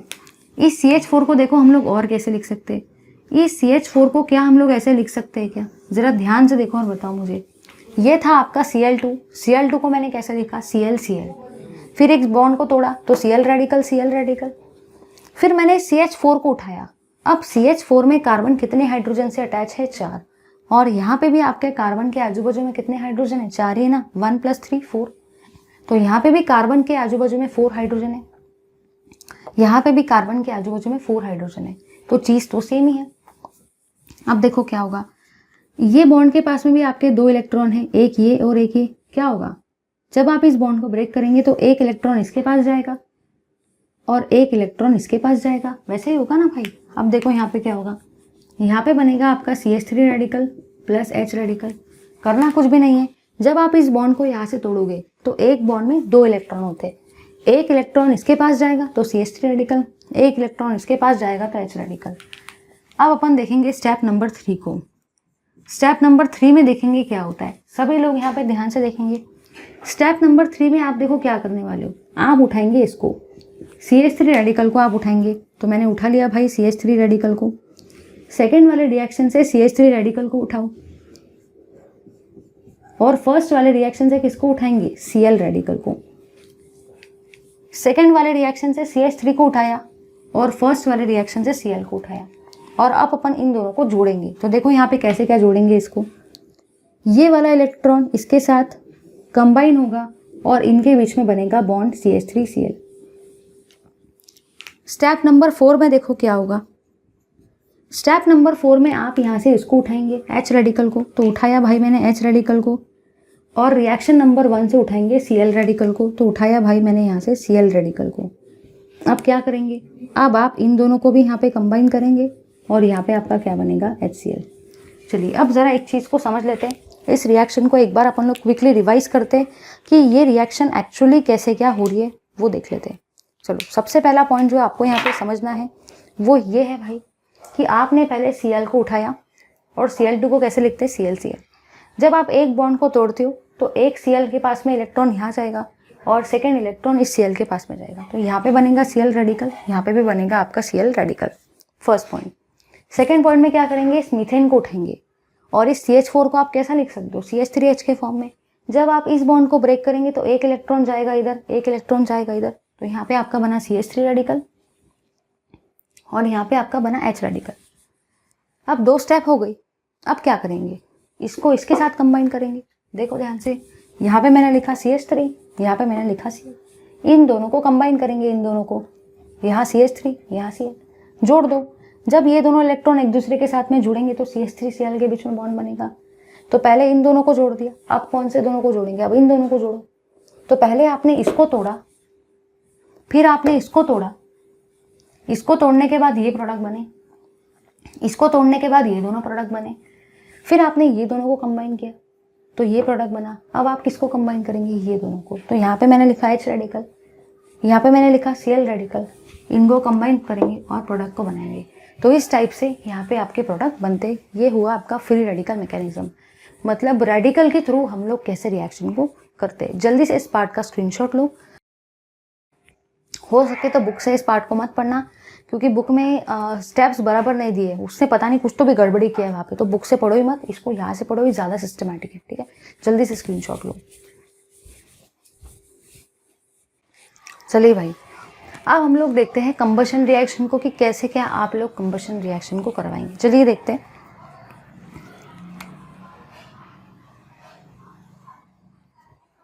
सभी लोग यहाँ पे एकदम ध्यान से देखेंगे। एकदम अगर ध्यान से देखते हो तो सारी चीज़ें आपको क्लियर हो जाएगी। सबसे पहली और सबसे काम की चीज़ तो आपको कुछ पॉइंट्स पता होनी चाहिए। पॉइंट ये कहता है कि अगर आपको कहीं पे CH4 दिया जाता है, अगर आपको कहीं पे भी CH4 दिया जाता है तो उसका नाम होता है मीथेन। ठीक है, अगर आपको कहीं पे भी C2H6 दिया जाता है तो ये 2 कार्बन वाला अल्केन है, तो इसका नाम रहता है इथेन। अगर आपको कहीं पे भी दिया जाता है C3H8 तो ये है आपका 3 कार्बन वाला अल्केन, तो इसका नाम रहेगा प्रोपेन। अगर आपको कहीं पे भी 4 कार्बन वाला अल्केन दिया जाता है तो इसका नाम होता है ब्यूटेन। और अगर आपको कहीं पे भी 5 कार्बन वाला अल्केन दिया जाता है तो इसका नाम होता है पेंटेन। वैसे तो फिर अल्केन के बहुत सारे नेम हैं, लेकिन ये कुछ ऐसे नेम हैं अगर आपको ये पता ना हो तो हम लोग बहुत सारे रिएक्शंस को नहीं कर पाते, और रिएक्शन कर भी लिया तो नेमिंग देते नहीं आती है। तो याद रखना है कि CH4 का नाम मीथेन होता है, C2H6 का नाम इथेन होता है, C3H8 का नाम प्रोपेन होता है, C4H10 का नाम ब्यूटेन होता है, और C5H12 का नाम होता है आपका पेंटेन। चलिए भाई, अब ज़रा आगे बढ़ते हैं। ये तो हुए अल्केन के नेम्स। अब आपको क्या करना है, अब आपको करवाना है कंबशन। कंबशन करवाना है भाई। किसका कंबशन करवाना है? आपको कंबशन करवाना है हाइड्रोकार्बन्स का। हाइड्रोकार्बन्स की जितनी भी आपकी रिएक्शन रहती है ना, आपको वो सारी की सारी हाइड्रोकार्बन की रिएक्शन का कंबशन करवाना है। हाइड्रोकार्बन का मतलब क्या होता है? मतलब ऐसे कंपाउंड्स जिनमें सिर्फ और सिर्फ कार्बन और हाइड्रोजन ही होता है, उनको हम लोग हाइड्रोकार्बन बोलते हैं। और हाइड्रोकार्बन का अगर मैं बात करूँ ना तो उसका मतलब ही होता है अल्केन। तो हाइड्रोकार्बन का मतलब होता है ऐसे कंपाउंड जिनमें सिर्फ और सिर्फ कार्बन और हाइड्रोजन ही होते, उन्हीं को आप हाइड्रोकार्बन बोलते हो, और उसमें स्पेसिफिकली आता है आपका अल्केन। ठीक है, चलिए अब ज़रा समझते हैं इस चीज़ को कि यहाँ पे कैसे क्या आपको करवाने का है। चलिए भाई, देखते हैं अपना आगे का पार्ट जो कि है कंबशन ऑफ हाइड्रोकार्बन। कि क्या होता है आपका कंबशन ऑफ हाइड्रोकार्बन, उसको अभी हम लोग देख रहे हैं। तो सबसे पहली और सबसे काम की बात, आपको कुछ पॉइंट्स याद रखने हैं। वो पॉइंट्स के बिना आप हाइड्रोकार्बन का कंबशन स्टडी नहीं कर सकते। तो चलिए देखते हैं वो सारे के सारे पॉइंट्स को कि क्या होते हैं वो पॉइंट्स जिसमें हम लोग देखते हैं कंबशन ऑफ हाइड्रोकार्बन को। चलिए देखते हैं यहाँ पे। सबसे पहला और सबसे काम का पॉइंट जो आपको पता होना चाहिए वो ये पता होना चाहिए कि कंबशन ऑफ हाइड्रोकार्बन को ही आप लोग बर्निंग ऑफ हाइड्रोकार्बन भी बोलते हो। इसी को आप लोग बर्निंग ऑफ हाइड्रोकार्बन भी बोलते हो। और इसी के साथ साथ आपको एक और पॉइंट यहाँ पे ये भी याद रखना है कि बर्निंग ऑफ हाइड्रोकार्बन को ही आप लोग reaction of hydrocarbon with oxygen बोलते हो।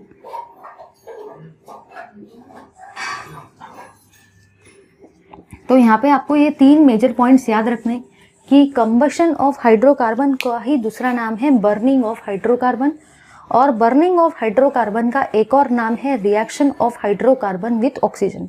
मतलब ये तीनों की तीनों चीज़ें सेम ही हैं, सिर्फ इनके नाम अलग अलग है। जैसे अगर आप बाहर जाते हो तो आपको बाहर आपके दोस्त कुछ अलग नाम से बुलाते हैं, मोंटी, सनी, टीटू, अलग अलग नाम से बुलाते हैं, मोटू, पतलू, टकलू, ऐसे बहुत सारे अलग अलग नाम होते हैं। वैसे बाहर के फ्रेंड बुलाते हैं। अगर घर में देखोगे तो घर में आपका मम्मी आपको कोई और नाम से बुलाती है ना, गुड्डो, रानी, बहुत सारे कान्हा, अलग अलग छोटे छोटे बांसुरी, ऐसे बहुत सारे अलग अलग नाम होते हैं। अगर आप लोग बाहर जाओगे तो स्कूल में आपका नाम कुछ अलग ही होता है, लेकिन हो तो आप ही ना। नाम भले अलग अलग है लेकिन हो तो आप ही ना। इन द सेम फैशन ये रिएक्शन के नाम अलग अलग है। Combustion of hydrocarbon, burning of hydrocarbon, reaction of hydrocarbon with oxygen, लेकिन है तो तीनों कैसे सेम ही है। तो ये चीज़ आपको याद रखना है।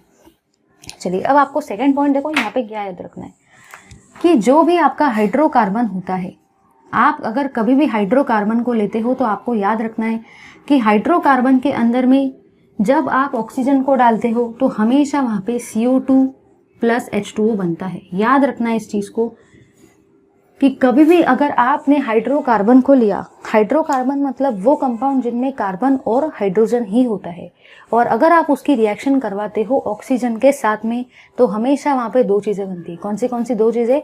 एक बनता है आपका CO2 और एक बनता है आपका पानी। कोई नहीं बताएगा, आपको याद रखना है। अब वो हाइड्रोकार्बन मीथेन भी हो सकता है, इथेन भी हो सकता है, प्रोपेन भी हो सकता है, ब्यूटेन भी हो सकता है, पेंटेन भी हो सकता है। कोई भी वो हाइड्रोकार्बन इसमें से हो सकता है। लेकिन याद रखना कि हाइड्रोकार्बन की रिएक्शन अगर ऑक्सीजन के साथ में करवाई तो हमेशा CO2 प्लस पानी ही बनता है, चाहे इसमें से कोई भी हाइड्रोकार्बन को उठा लो। सिर्फ फर्क आता है बैलेंसिंग का, लेकिन रिएक्शन तो आपकी सेम ही रहती है। ठीक है, चलिए अब थोड़ा आगे बढ़ते। अब ये तो हो जाएगा। सबसे पहली और सबसे काम की बात तो ये है कि चलो मुझे इतना तो समझ गया कि अगर मैं हाइड्रोकार्बन की रिएक्शन ऑक्सीजन के साथ में कराऊंगी तो CO2 प्लस पानी बनेगा। हाइड्रोकार्बन कोई भी उठा लो इनमें से, रिएक्शन तो सेम रहेंगी, लेकिन हर रिएक्शन का बैलेंसिंग अलग अलग रहेगा। कोई रिएक्शन को कोई अलग तरीके से बैलेंस करते, कोई रिएक्शन को कोई अलग तरीके से बैलेंस करते। तो दिमाग में क्वेश्चन आता है कि ये बैलेंसिंग मैं कैसे करूँगा, मुझे तो बैलेंसिंग आती नहीं है। तो पहला तरीका है कि रट्टा मार लो। लेकिन भाई रट्टा मारी हुई चीज़ कब तक याद रहेगी? पेपर में तो पूरा भूल जाएंगे अगर रट्टा मारेंगे तो रट्टा मारने से अच्छा है कि क्यों ना हम लोग कंसेप्ट को समझ ले। अगर कंसेप्ट को समझ लिया तो रट्टा मारने की ज़रूरत ही नहीं पड़ेगी और कभी भी एकदम करेक्टली सॉल्व होगा। तो चलिए देखते हैं how to balance a particular reaction. चलिए, तो उसके लिए आपको कुछ रूल्स पता होने चाहिए। देखो, सबसे पहला रूल क्या कहता है? सबसे पहला रूल ये कहता है आपका रूल नंबर 1, सबसे पहले कार्बन को बैलेंस करो। सबसे पहले आप लोग किसको बैलेंस करेंगे? सबसे पहले आप लोग बैलेंस करेंगे कार्बन को। ये हुआ आपका रूल नंबर 1। रूल नंबर 2 कहता है उसके बाद में हाइड्रोजन को बैलेंस करो।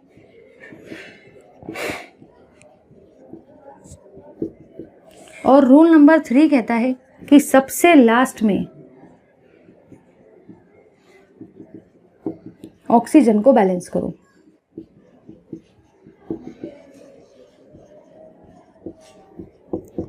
तो आपको यहाँ पे सिर्फ और सिर्फ 3 ही बातें याद रखना है। अगर ये 3 बातें आपको याद हो जाती है तो आपसे पूरा हो जाएगा रिएक्शन बैलेंस, और रट्टा भी नहीं मारना पड़ेगा। तो सबसे पहले किसको बैलेंस करेंगे? कसम खाओ सारे के सारे कि सबसे पहले हम लोग कार्बन को ही बैलेंस करेंगे। सेकेंड नंबर पे हम लोग हाइड्रोजन को ही बैलेंस करेंगे, और सबसे लास्ट में हम लोग बैलेंस करेंगे ऑक्सीजन को। तो याद रखना कि जैसे आप लोग बोलते हैं ना कि हमारी मांगे पूरी करो, हमारे, बस वैसे टाइप की आपको कसम खानी है। सबसे पहले कार्बन को बैलेंस करो, फिर बाद में हाइड्रोजन को बैलेंस करने का, और सबसे लास्ट में ऑक्सीजन को बैलेंस करो। सबसे पहले कार्बन को बैलेंस करो, फिर हाइड्रोजन को बैलेंस करो, और सबसे लास्ट में ऑक्सीजन को बैलेंस करो। समझे या नहीं समझे? बस भाई वही वाला दो किस्सा है। चलिए, ये कसम अगर खा ली हो तो अब अपना काम इजीली हो जाएगा। चलो भाई देखते हैं। सभी लोग यहाँ पे एकदम ध्यान से देखेंगे। अपन लोग कुछ रिएक्शंस को कंसिडर करते। सबसे पहले मैं मीथेन की रिएक्शन ले रही हूँ, जरा ध्यान देना भाई। मैंने लिया मीथेन, इसके अंदर में डाला ऑक्सीजन, और अब मुझे देखना है क्या क्या बनता है। अब सबसे पहली और सबसे काम की चीज़, तो आप यहाँ पे एक चीज़ जो ऑब्जर्व करोगे ना, वो ये रहेगी भाई कि यहाँ पे मीथेन जो है इसमें सिर्फ और सिर्फ कार्बन और हाइड्रोजन ही है। मतलब ये क्या है? मतलब ये आपका हाइड्रोकार्बन है। वो बात अलग है कि उसका नाम मीथेन है, लेकिन है तो वो हाइड्रोकार्बन ना। और आप किसके साथ रिएक्शन करवा रहे हो? आप हाइड्रोकार्बन की रिएक्शन करवा रहे हो ऑक्सीजन के साथ में। तो ये आपका ऑक्सीडेशन भी हुआ हाइड्रोकार्बन का। इसको आप बर्निंग भी बोलते हो, और इसी को आप कंबशन भी बोलोगे। ठीक है, चलिए अब देखते हैं इस पार्ट को। सभी लोग यहाँ पे ध्यान से देखेंगे क्या होता है। अब रिएक्शन तो कुछ नहीं है भाई, रिएक्शन तो वही रहेगी ना, कुछ अलग चीज़ थोड़ी बनने वाली है। आपको भी पता है, मुझे भी पता है कि कभी भी अगर हाइड्रोकार्बन की रिएक्शन ऑक्सीजन के साथ में कराते तो क्या क्या बनता है? ऑफकोर्स 2 ही चीज़ें बनती है, CO2 प्लस पानी, और थोड़ी कुछ बनता है। बनेगा तो वही ना, कुछ नया थोड़ी बनेगा भाई। येस और नो? अब जरा इधर देखो, अब मुझे बैलेंस करना है। तो सबसे पहले किसको बैलेंस करेंगे? सबसे पहले कार्बन को, उसके बाद में हाइड्रोजन को, और लास्ट में ऑक्सीजन को। ठीक है, देखो यहाँ पे आपका कार्बन कितना है? 1। यहाँ पे भी कार्बन कितना है? 1। मतलब लेफ्ट हैंड साइड में भी कार्बन है 1, और राइट हैंड साइड में भी आपका कार्बन है 1। तो आपका कार्बन कैसा है? आपका कार्बन बैलेंस है। सेकेंड नंबर पे आपको किसको बैलेंस करना है? हाइड्रोजन को। यहाँ पे हाइड्रोजन कितने हैं? यहाँ पे आपके हाइड्रोजन 4 है और यहाँ पे हाइड्रोजन कितने हैं, यहाँ पे आपके हाइड्रोजन 2 है। तो आप लोग ये बताओ भाई, क्या यहाँ पे हाइड्रोजन बैलेंस है? नहीं। रीजन ये है कि इस साइड में तो आपके हाइड्रोजन 4 है, लेकिन इस साइड में तो आपके हाइड्रोजन सिर्फ और सिर्फ 2 ही है। इससे ये पता चलता है कि आपकी ये जो रिएक्शन है वो बैलेंस नहीं है, हाइड्रोजन जो है वो बैलेंस नहीं है, क्योंकि एक तरफ हाइड्रोजन 4 है, दूसरी तरफ हाइड्रोजन 2 है। अब आप लोग ये बताओ भाई, इस साइड में हाइड्रोजन 4 है, 4, इस साइड में तो सिर्फ और सिर्फ 2 ही हाइड्रोजन है। तो अगर ये हाइड्रोजन को मुझे 4 में कन्वर्ट करना है, तो अगर मैं इसको 2 नंबर से मल्टीप्लाई कर देती हूँ, अगर मैं इसको 2 से मल्टीप्लाई कर देती हूँ, तो अब देखो क्या हुआ, यहाँ पे भी हाइड्रोजन 4 और यहाँ पे 2 2 जार भी कितना होता है, 4। तो दोनों तरफ हाइड्रोजन भी कैसे हो गए, बैलेंस। तो सबसे पहले कार्बन को बैलेंस करेंगे। यहाँ पे कार्बन 1 था, यहाँ पे भी कार्बन 1 ही था, तो कार्बन बैलेंस है। सेकेंड नंबर पे हाइड्रोजन को बैलेंस करेंगे। यहाँ पे आपके हाइड्रोजन कितने हैं, 4 है, 4, लेकिन यहाँ पे हाइड्रोजन कितने हैं, सिर्फ और सिर्फ 2 ही थे।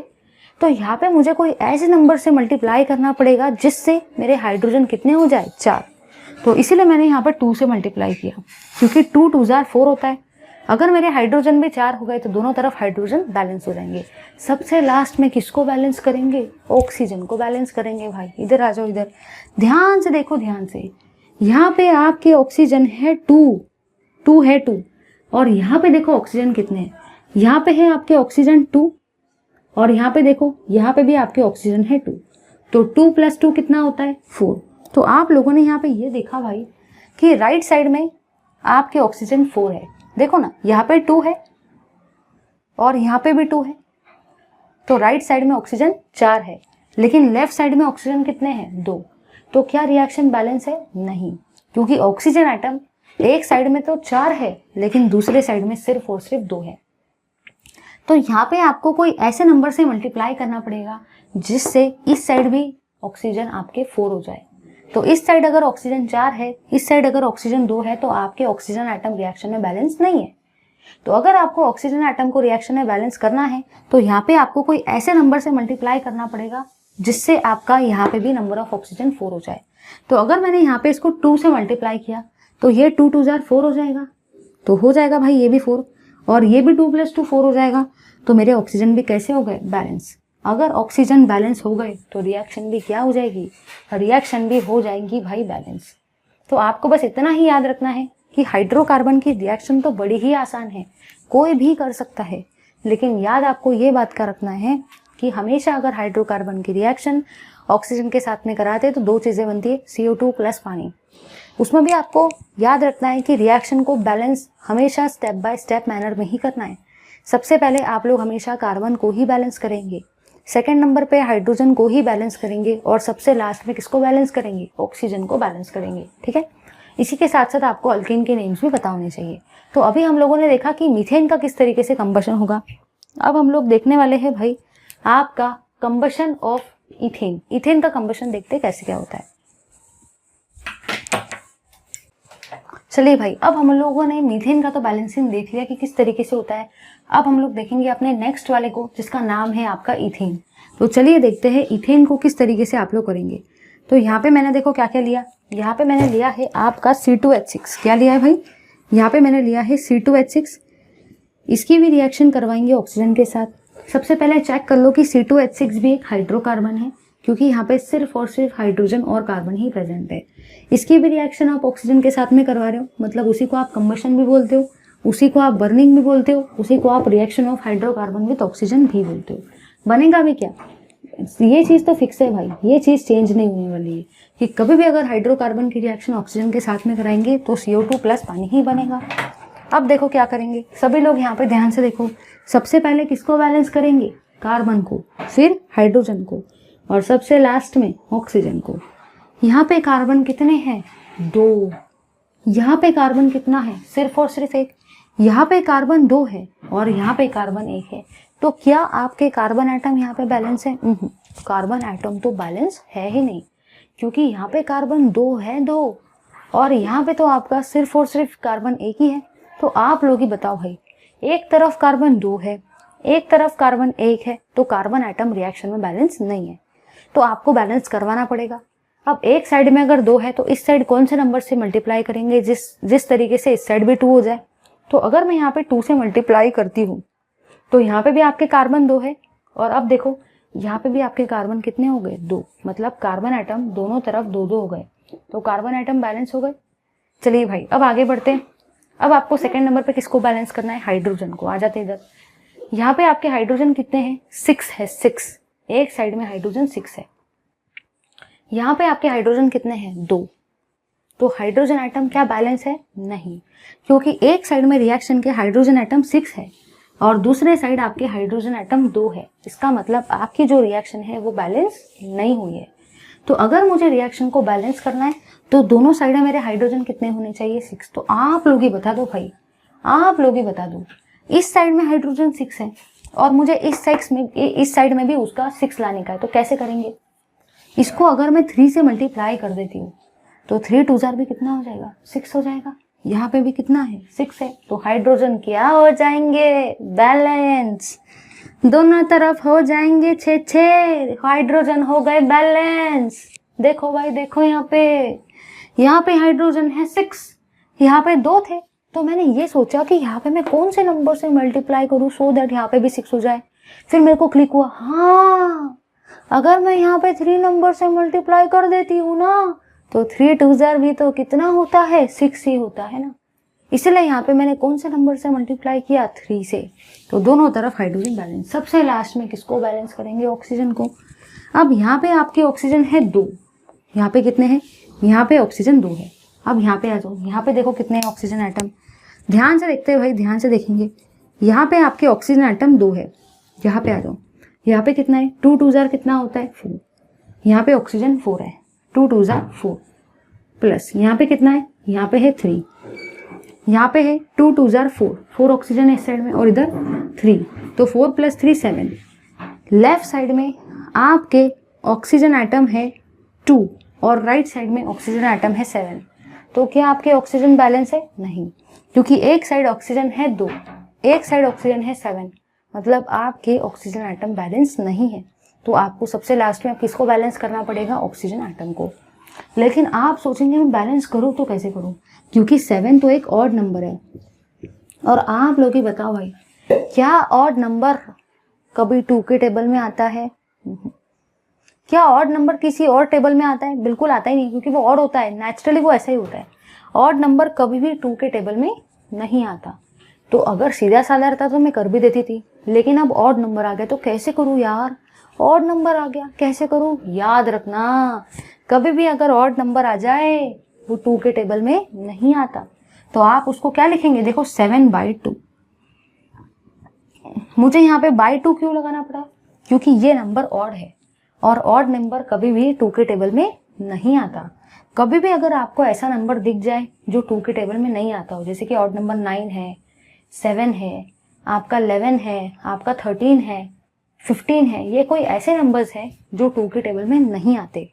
और अगर कोई नंबर 2 के टेबल में नहीं आता है, अगर कोई ऑड नंबर आ जाए तो आपको क्या करना है, आपको उस नंबर को लिखना है और उसको 2 से डिवाइड करना है। तो याद रखना, रूल नंबर 4 में मैं ऐड कर देती हूँ कि अगर कभी भी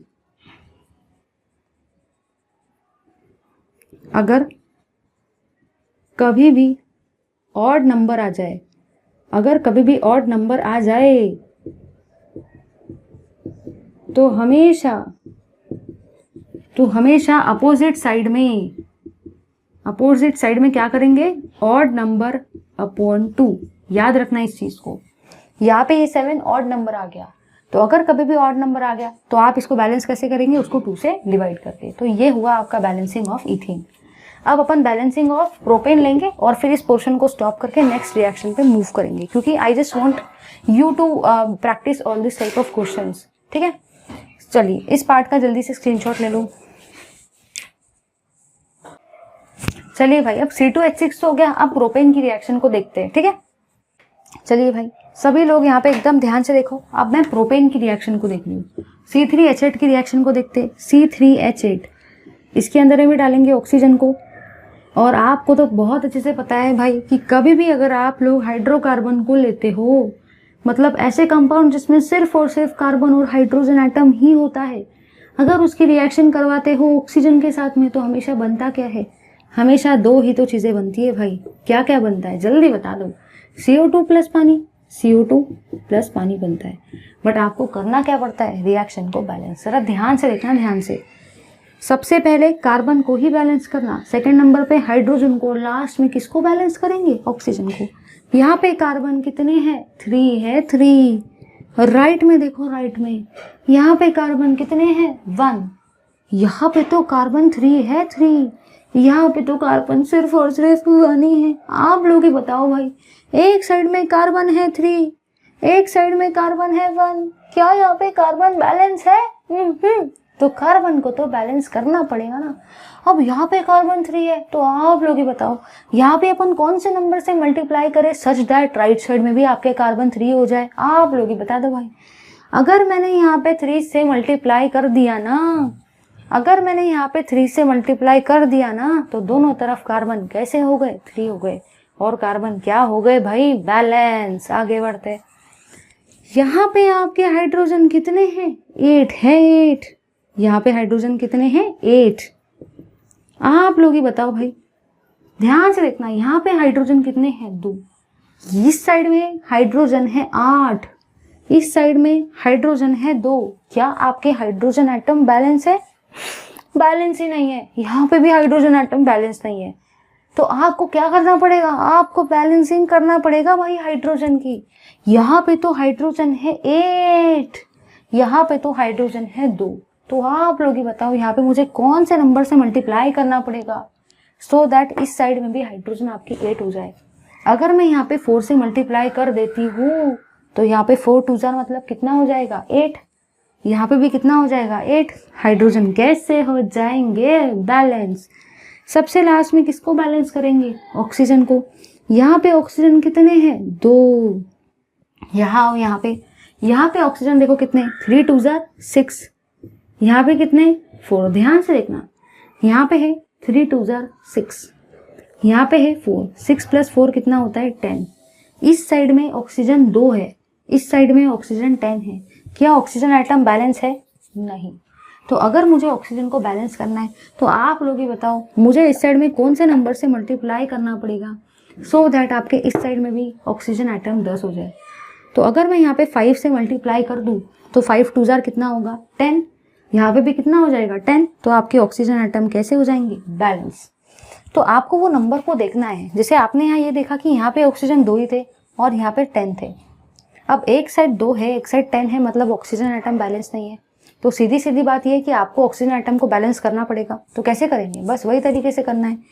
यहाँ पे आपने अगर 5 से मल्टीप्लाई करते हो तो 5 2 जार 10 हो जाएगा और इस साइड में भी 10, और आपकी ये भी रिएक्शन कैसी हो जाएंगी, बैलेंस। चलिए, ब्यूटेन और प्रोपेन आप लोग ट्राई करो, कमेंट में ज़रूर डालो। अब हम लोग बढ़ते हैं अपने नेक्स्ट रिएक्शन की तरफ। चलिए भाई, तो अब हम लोग देखते हैं ब्रेकिंग क्या होता है और क्रैकिंग क्या होता है, इस चीज़ को ज़्यादा टाइम वेस्ट किए बिना। तो चलिए गाइस, देखते हैं ब्रेकिंग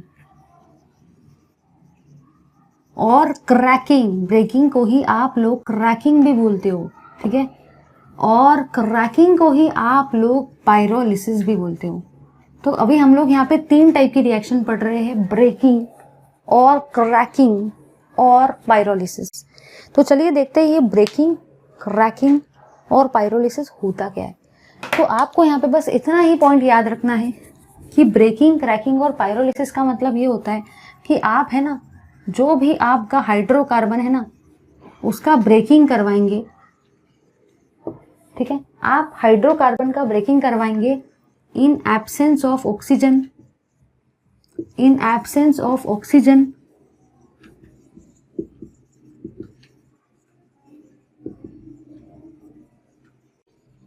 एट हायर टेम्परेचर। तो आपको बस इतना ही याद रखना है कि ब्रेकिंग, क्रैकिंग और पायरोलिसिस में आप हाइड्रोकार्बन का क्या करवाते हो, ब्रेकिंग करवाते हो इन absence of oxygen at high temperature. मतलब अगर हम लोग हाई टेम्परेचर को अप्लाई करते हैं किसी भी हाइड्रोकार्बन के ऊपर में, तो आपका जो भी हाइड्रोकार्बन होता है उसका ब्रेकिंग होता है, उसका क्रैकिंग होता है, उसका पायरोलिसिस होता है, और उससे आपके स्मॉलर हाइड्रोकार्बन बनते हैं।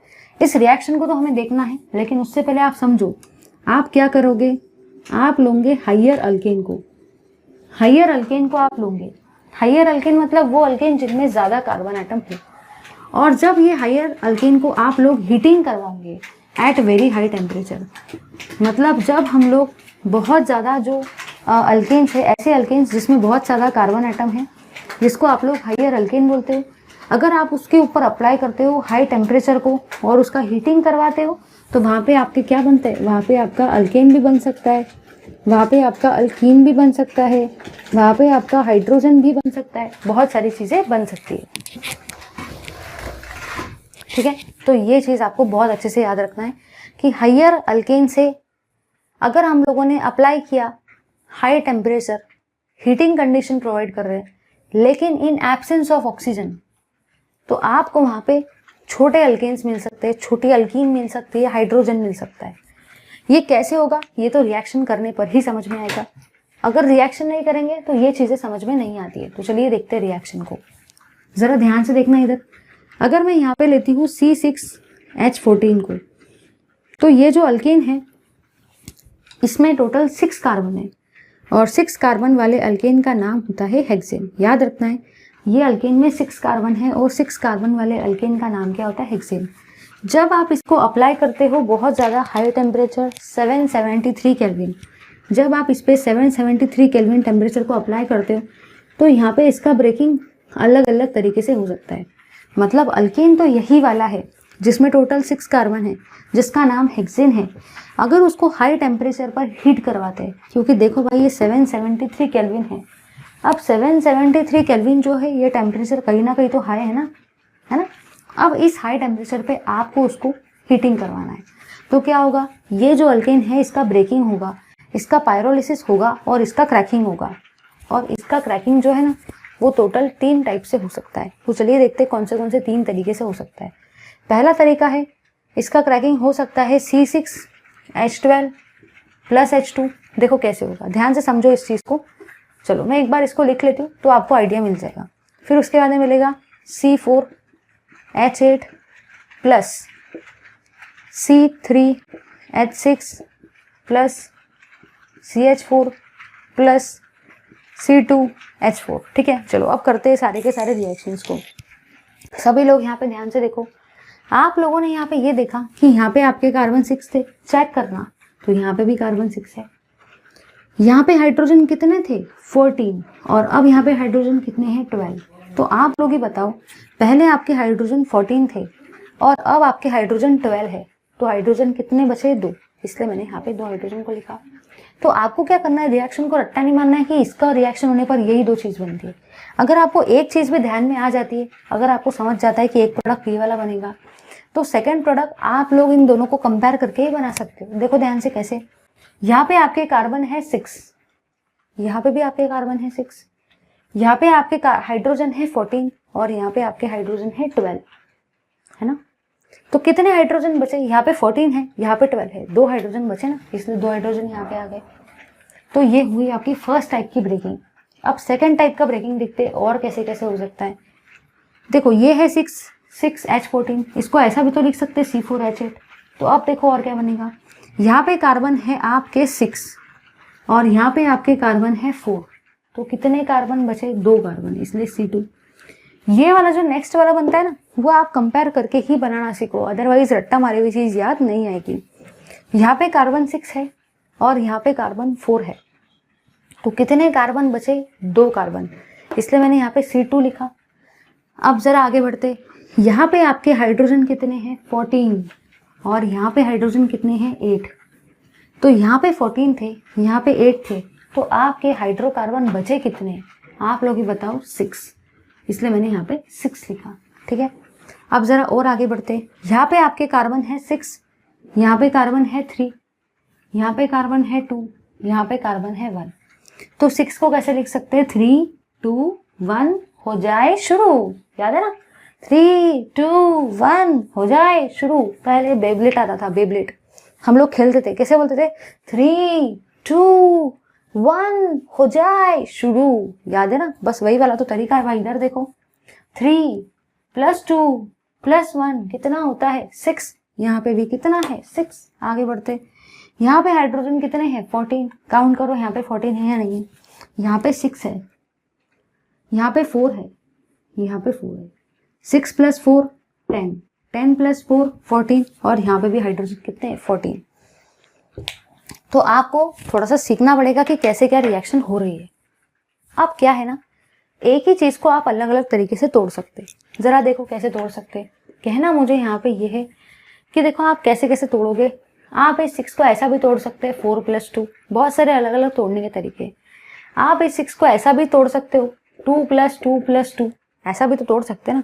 4 + 2 भी 6 होता है, 2 + 2 + 2 भी 6 होता है। आप इस 6 को ऐसा भी तोड़ सकते हैं 5 + 1, ऐसा भी तो कर सकते हैं ना भाई। आप इस 6 को ऐसा भी तोड़ सकते हैं 4 + 1 + 1, है तो वो भी 6। आप इस 6 को ऐसा भी तोड़ सकते हैं 3 + 3, कर सकते हैं या नहीं कर सकते, बहुत सारे तरीके। आप इस 6 को ऐसा भी तोड़ सकते हैं 3 + 2 + 1। तो ब्रेकिंग का मतलब क्या होता है? ब्रेकिंग का मतलब ही होता है आपका पायरोलिसिस, मतलब ही क्रैकिंग। और ये क्रैकिंग तभी होती है जब हम लोग हाई टेम्परेचर को प्रोवाइड करते हैं। तो आप इस 6 नंबर को अलग अलग तरीके से ब्रेक कर सकते हो, है ना। तो हम लोगों ने भी वैसे ही किया, ये C6H14 को अलग अलग तरीके से ब्रेक किया, है ना। समझ गए ना आप लोग कैसे कैसे ब्रेकिंग करना है। तो ये हुआ आपका ब्रेकिंग, क्रैकिंग और पायरोलिसिस। जल्दी से इस पार्ट का स्क्रीनशॉट लो।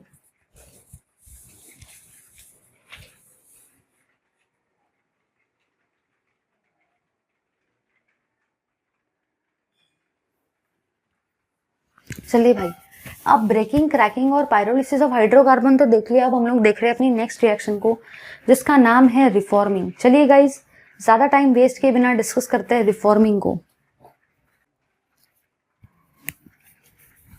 तो अभी हम लोग देख रहे हैं रिफॉर्मिंग, कि रिफॉर्मिंग क्या होता है। तो चलिए देखते हैं रिफॉर्मिंग को एकदम बढ़िया तरीके से, ठीक है।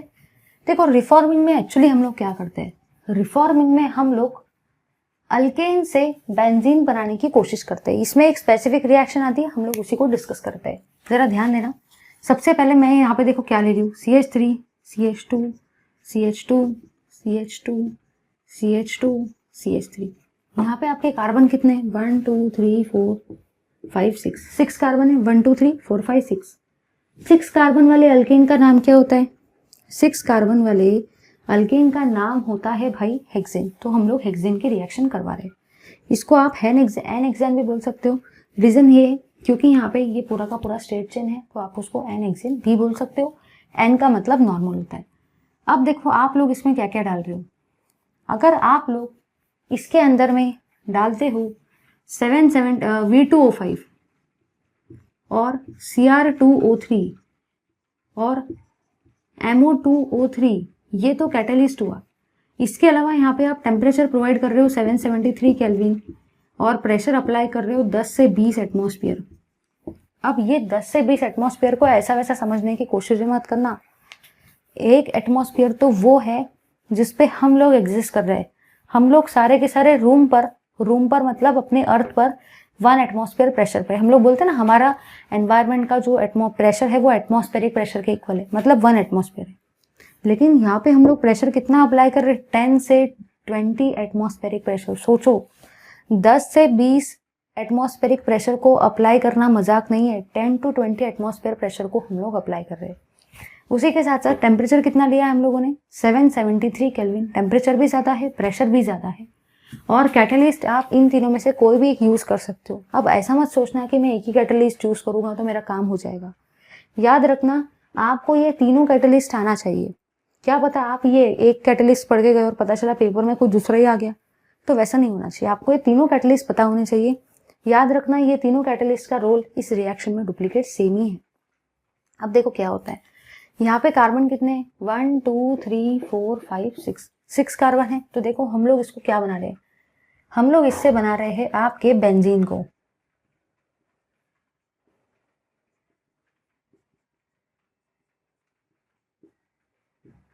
इसी को आप ऐसा भी लिख सकते हो C6H6, इसी को आप ऐसा भी लिख सकते हो। याद रखना ये तीनों चीजें सेम ही है। ये भी आपका बेंजीन ही है, ये भी बेंजीन ही है, ये भी बेंजीन ही है। ये तीनों के तीनों चीजें आपकी कैसी है, सेम ही है, क्योंकि तीनों के तीनों आपका बेंजीन ही है। अब आपने यहाँ पे जो हेक्सेन लिया था, आप लोगों ने यहाँ पे ये देखा कि यहाँ पे कार्बन कितने थे। यहाँ पे आपके कार्बन है 6, 1 2 3 4 5 6। यहाँ पे काउंट करो कितने कार्बन है, 1 2 3 4 5 6, यहाँ पे भी आपके कार्बन कितने 6 ही है, मतलब कार्बन एटम तो दोनों तरफ सेम है। अब जरा हाइड्रोजन की बात करते हैं। यहाँ पे हाइड्रोजन कितने 3 + 2 5, 5 + 2 7, 7 + 2 9, 9 + 2 11, 11 + 3 14, यहाँ पे आपके हाइड्रोजन है 14। अब यहाँ पे बात करते हैं, जरा इधर देखो सभी लोग, यहाँ पे हाइड्रोजन कितने हैं, यहाँ पे आपके हाइड्रोजन है 6, 1 2 3 4 5 6। तो आप लोगों ने यहाँ पे ये देखा कि इस साइड में आपके कार्बन एटम 6 थे, तो इस साइड में भी आपके कार्बन एटम 6 थे, मतलब दोनों तरफ कार्बन एटम तो बैलेंस है, दोनों तरफ कार्बन एटम तो सेम है। इस साइड में आपके हाइड्रोजन एटम 14 है और इस साइड में हाइड्रोजन कितने हैं 6, 1 2 3 4 5 6। यहाँ पे 14 है, यहाँ पे 6 है, तो 14 - 6 कितना होता है, 14 - 6 होता है 8 हाइड्रोजन। मतलब आपके कितने हाइड्रोजन बचे, आपके 8 हाइड्रोजन बचे। याद रखना, इस साइड हाइड्रोजन 14 है, इस साइड हाइड्रोजन 6 है, तो कितने हाइड्रोजन बचे 8 हाइड्रोजन। तो 8 हाइड्रोजन को हम लोग कैसे लिखेंगे 4 × H2। याद रखना 14 - 6 8 होता है, और इस 8 को हम लोग कैसे लिखेंगे ऐसे 4 H2, तो 4 2 जार भी 8 ही होता है, तो इसको आप ऐसे भी लिख सकते हो। आपको यहाँ पे काम की बात जो है वो ये है कि याद रखना, रिफॉर्मिंग एक ऐसी प्रोसेस है जिसमें आप बहुत ज़्यादा हाई टेम्परेचर पे और बहुत ज़्यादा हाई प्रेशर पे किसी सैचुरेटेड हाइड्रोकार्बन को बेंजीन में कन्वर्ट कर रहे हैं। ये रिएक्शन करना इतना आसान नहीं है जितना आसान हम समझते हैं। आपको देखना है यहाँ पे टेम्परेचर और प्रेशर को, इतना टेम्परेचर और प्रेशर अप्लाई करना मजाक नहीं है। इतना हाई कंडीशन पे, इतने सप्रेस्ड और कॉम्प्रेस्ड कंडीशन पे ही ये saturated hydrocarbon alkane directly convert होता है बेंजीन में, एरोमेटिक रिंग में। नेक्स्ट पॉइंट ये तीनों में से आप कोई भी कैटलिस्ट को वहाँ पे यूज कर सकते हो। फिर वहाँ पे काउंट कर लो कितने हाइड्रोजन बचे और जितने हाइड्रोजन बचे उसको लिख लो। तो ये हुई आपकी रिफॉर्मिंग रिएक्शन। इस पार्ट का जल्दी से स्क्रीनशॉट ले लो। चलिए भाई, अब हम लोग देख लेते हैं यूजेज ऑफ अल्केन्स को। ये यूजेज ऑफ अल्केन दे रखे पेज नंबर 238 पर। First 4 alkanes are used as fuel mainly for heating and cooking purpose. मतलब आपका मीथेन, इथेन, प्रोपेन और ब्यूटेन, ये 4 जो स्टार्टिंग के अल्केन है, इसको आप लोग हीटिंग पर्पस और कुकिंग पर्पस के लिए भी यूज करते हो। मतलब घर में जब आप गैस चालू करते हो ना, तो आपके सिलेंडर में जो गैस होती है वो जनरली प्रोपेन और ब्यूटेन इनके कॉम्बिनेशन से बनती है, प्रोपेन और आइसोब्यूटेन के कॉम्बिनेशन। तो स्टार्टिंग के जो 4 अल्केन है, मीथेन, इथेन, प्रोपेन और ब्यूटेन, इसको हीटिंग के लिए और कुकिंग पर्पस के लिए भी यूज किया जाता है। एलपीजी और सीएनजी, एलपीजी का मतलब लिक्विफाइड पेट्रोलियम गैस जो कि आपके घर में सिलेंडर में होती है, और सीएनजी का मतलब होता है कॉम्प्रेस नेचुरल गैस जो कि बहुत सारे ऑटोज और बहुत सारे बसेस में भी यूज किया जाता है। CNG, petrol, diesel are used as fuel for automobile also. अभी मैंने बताया कि पेट्रोल जो होता है, पेट्रोल में भी आपका अल्केन ही होता है। तो याद रखना है कि अल्केन नेचुरल गैस में भी प्रेजेंट है, जो मम्मी घर में यूज करती है ना आपके सिलेंडर के अंदर में जो गैस होती है, जिसको हम लोग क्या बोलते हैं नेचुरल गैस, वो अल्केन से ही बनती है। सीएनजी मतलब कॉम्प्रेस नेचुरल गैस जो ऑटोज बसेस में होती है, वो भी अल्केन से ही बनती है। एलपीजी मतलब भी वही सिलेंडर, और पेट्रोल में भी आपका अल्केन ही होता है। Lower liquid alkanes are use as solvent. आप लोअर लिक्विड अल्केन को सॉल्वेंट की तरह भी यूज कर सकते हो। Alkane with more than 35 carbon atom are used for road surfacing. याद रखना है आपको कि जो भी आप लोगों ने देखा होगा डांबर के road, I am not talking about cement road, I am talking about डांबर के रोड।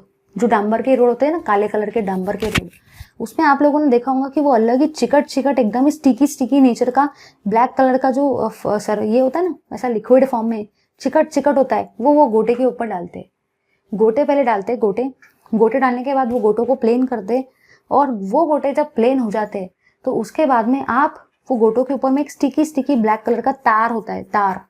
तार मतलब ही वो एक स्टिकी लिक्विड होता है, वो ऐसे डालते हैं, तो उससे वो जो आपकी गोटे रहते हैं वो चिपक जाते हैं, और उससे आपके डांबर का रोड तैयार होता है। तो वो जो ब्लैक कलर का स्टिकी तार होता है ना, वो आपके हाइयर अल्केन्स से बनता है। हाइयर अल्केन्स मतलब ऐसे अल्केन्स जिसमें 35 कार्बन से भी ज्यादा नंबर ऑफ कार्बन एटम्स होते हैं, वो होते हैं आपके हाइयर अल्केन्स, और उससे वो डांबर के रोड में यूज होने वाला तार बनाया जाता है। Waxes are high molecular weight alkane. Wax देखा होगा आप लोगों ने, जो मोमबत्ती होती है उसमें भी वैक्स होता है।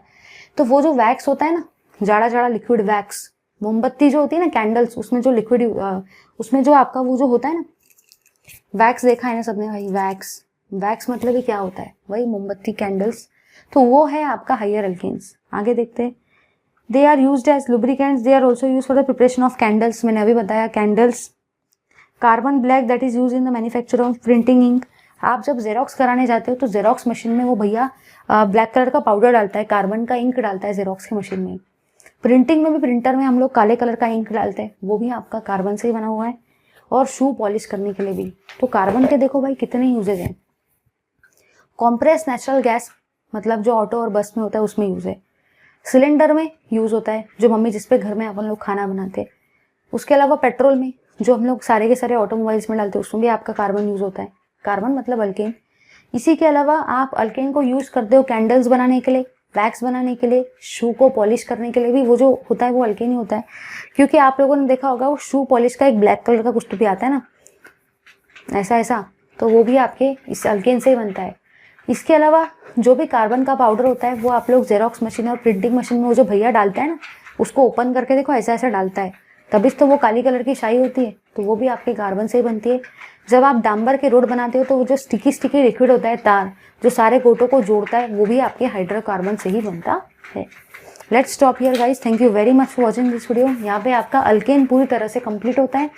In the next class, we will be switching to the next part of this chapter, which is alkene.